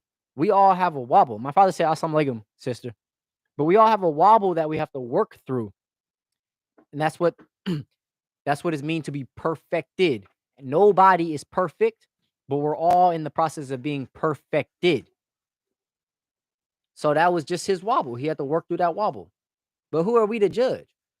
She said, I just couldn't be the one to share. Taking sex out, I don't know if I can have sister wives. I just couldn't be the one to share. So then that's something that's wobbling inside of you. I'm not prescribing that, but I'm saying there's a not wanting to share is a selfishness. Me personally, I have my own principle when it comes to sharing. I say I will only show off what I'm willing to share. So I don't drive around and try to show off a bunch of stuff if I'm not willing to share. So I have my own principles along sharing. I'm not selfish, but a lot of times we get into relationships and we don't want to share that person. We become attached and um what's the word I'm looking for? We become I don't know, I forget the word, but it's like attached, but um uh controlling. It's a different word for controlling. But we want to control that individual, not understanding that, if that person goes to work, you're sharing that person with their job. If that person starts a business, you're sharing that person with their business. If that person has family members, you're sharing that person with the family members. But because we've isolated relationship and we've um I can't remember the word I'm looking for. But we basically try to control that person in that area. Then we say, "Oh, this person, this is mine." Possession. We try to possess that person. This is mine. And then we don't want to share what we identified as our possession. It's like children. It's my toy. I don't want to share my toy. Yeah, I think we could grow out of that. Taking I don't understand what you mean by taking sex out. I don't know if I can have sister wives. My bad. Maybe I'd have to be the wife that lives in another home. Tell him I said something like she said something like a pops. The word I was looking for, dominate. Yeah, similar, dominate. Um, I'm very selfish. Right. And so that could be, in certain degrees, certain levels of selfishness is healthy. You have to decide on if is it healthy. If it's healthy for you, it's healthy for you. But if it's toxic for you, then it's toxic for you. You have to decide. And can't nobody else tell you. Even with Farrakhan, I found out like 3 years ago that he has more than one wife. I believe 7 wives, but we only see one. So how does that work? Hey, I found out he has multiple wives as well. And my wife was wondering the same. It's funny, y'all was wondering the same exact thing. You would have to, in order to get the answer, you'd have to ask him or maybe his followers. But I do understand, like I said, my principle is I only show off what I'm willing to share. Everything ain't for everybody. Just because a man is polygamous doesn't mean he have to be in the public showing off all his wives. That's ego almost. You know what I'm saying? That's what you was talking about, ego. If you see a man, he's got 3 wives, he's showing her off and doing all that. That could be, for whatever purpose, could be ego. Why are you doing that? I just like to show off my woman. Why? Why can't a man, what happens in a man's home, why can't he keep it to himself? That's how you get problems. Not everybody's relationship needs to be a reality TV show. You said you're in a relationship. How often are you going and, you know, showing off every aspect of your relationship? There's certain things I hope that you keep to yourself. So it's the same thing. You have a wife in public. That could be a uh, that could be a agreement he had amongst his family. We're gonna have a public wife, and then we have a family. There's a public image. There's certain pictures that you choose to show on Instagram, but there's also things that you keep to yourself. So why can't a man have a personal thing to himself as well?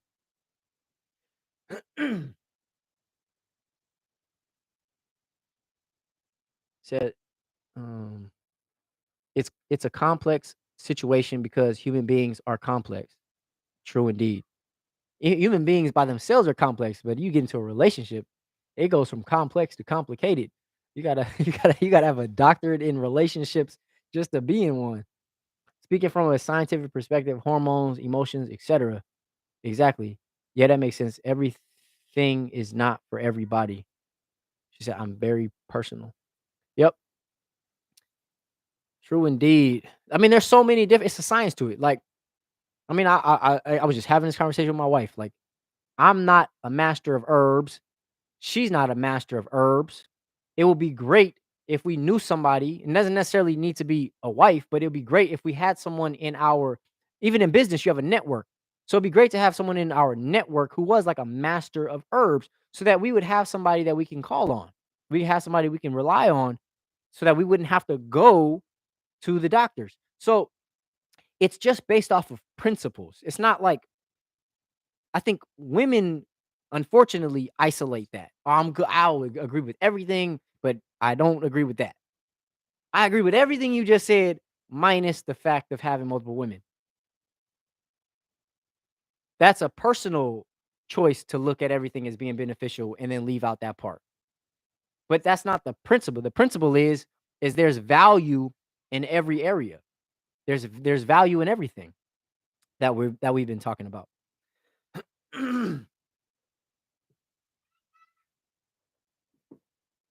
Man, y'all got a lot to talk about. I love this. I appreciate y'all. Um, I think this comes back to my culture growing up. I'm choosing not to follow what I was taught. That's yeah, that you have every right to choose that. I don't so then I would if I were you, I would ask myself, am I choosing not to follow my culture because I've dissected every area of my culture and found no value? Because then I would say, oh yeah, don't do that. But have you I would ask myself, have I taken the time to take a look at every area of my culture and figure out what was right and what was wrong? So I'm like,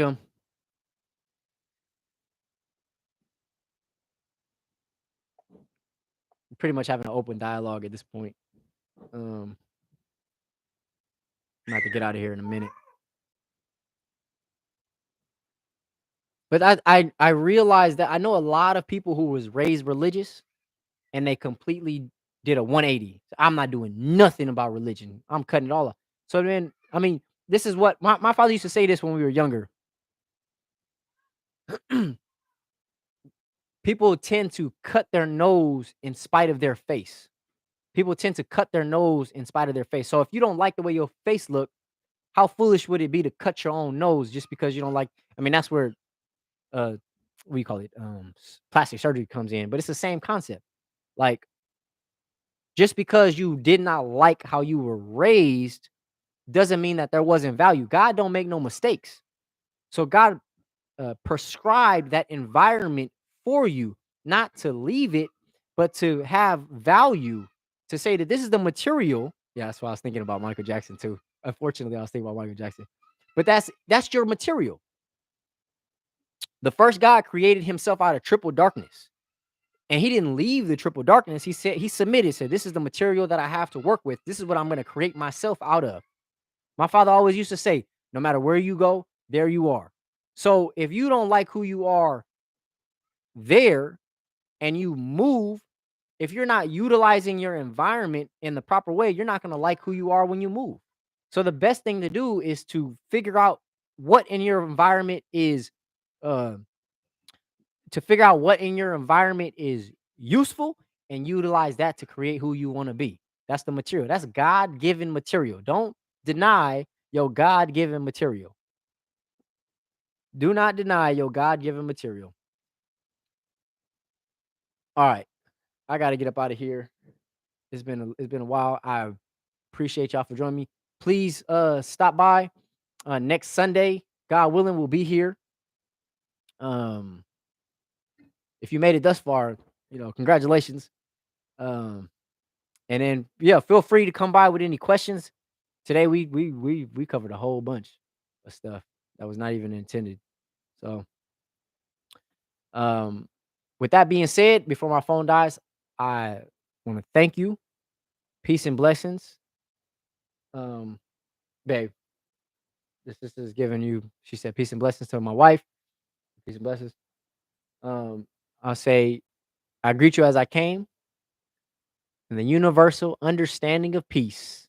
Assalamu alaikum, and thank you. Universal understanding of peace. I wish peace and paradise on you all. I'm like, man, it's a long one. I'm like,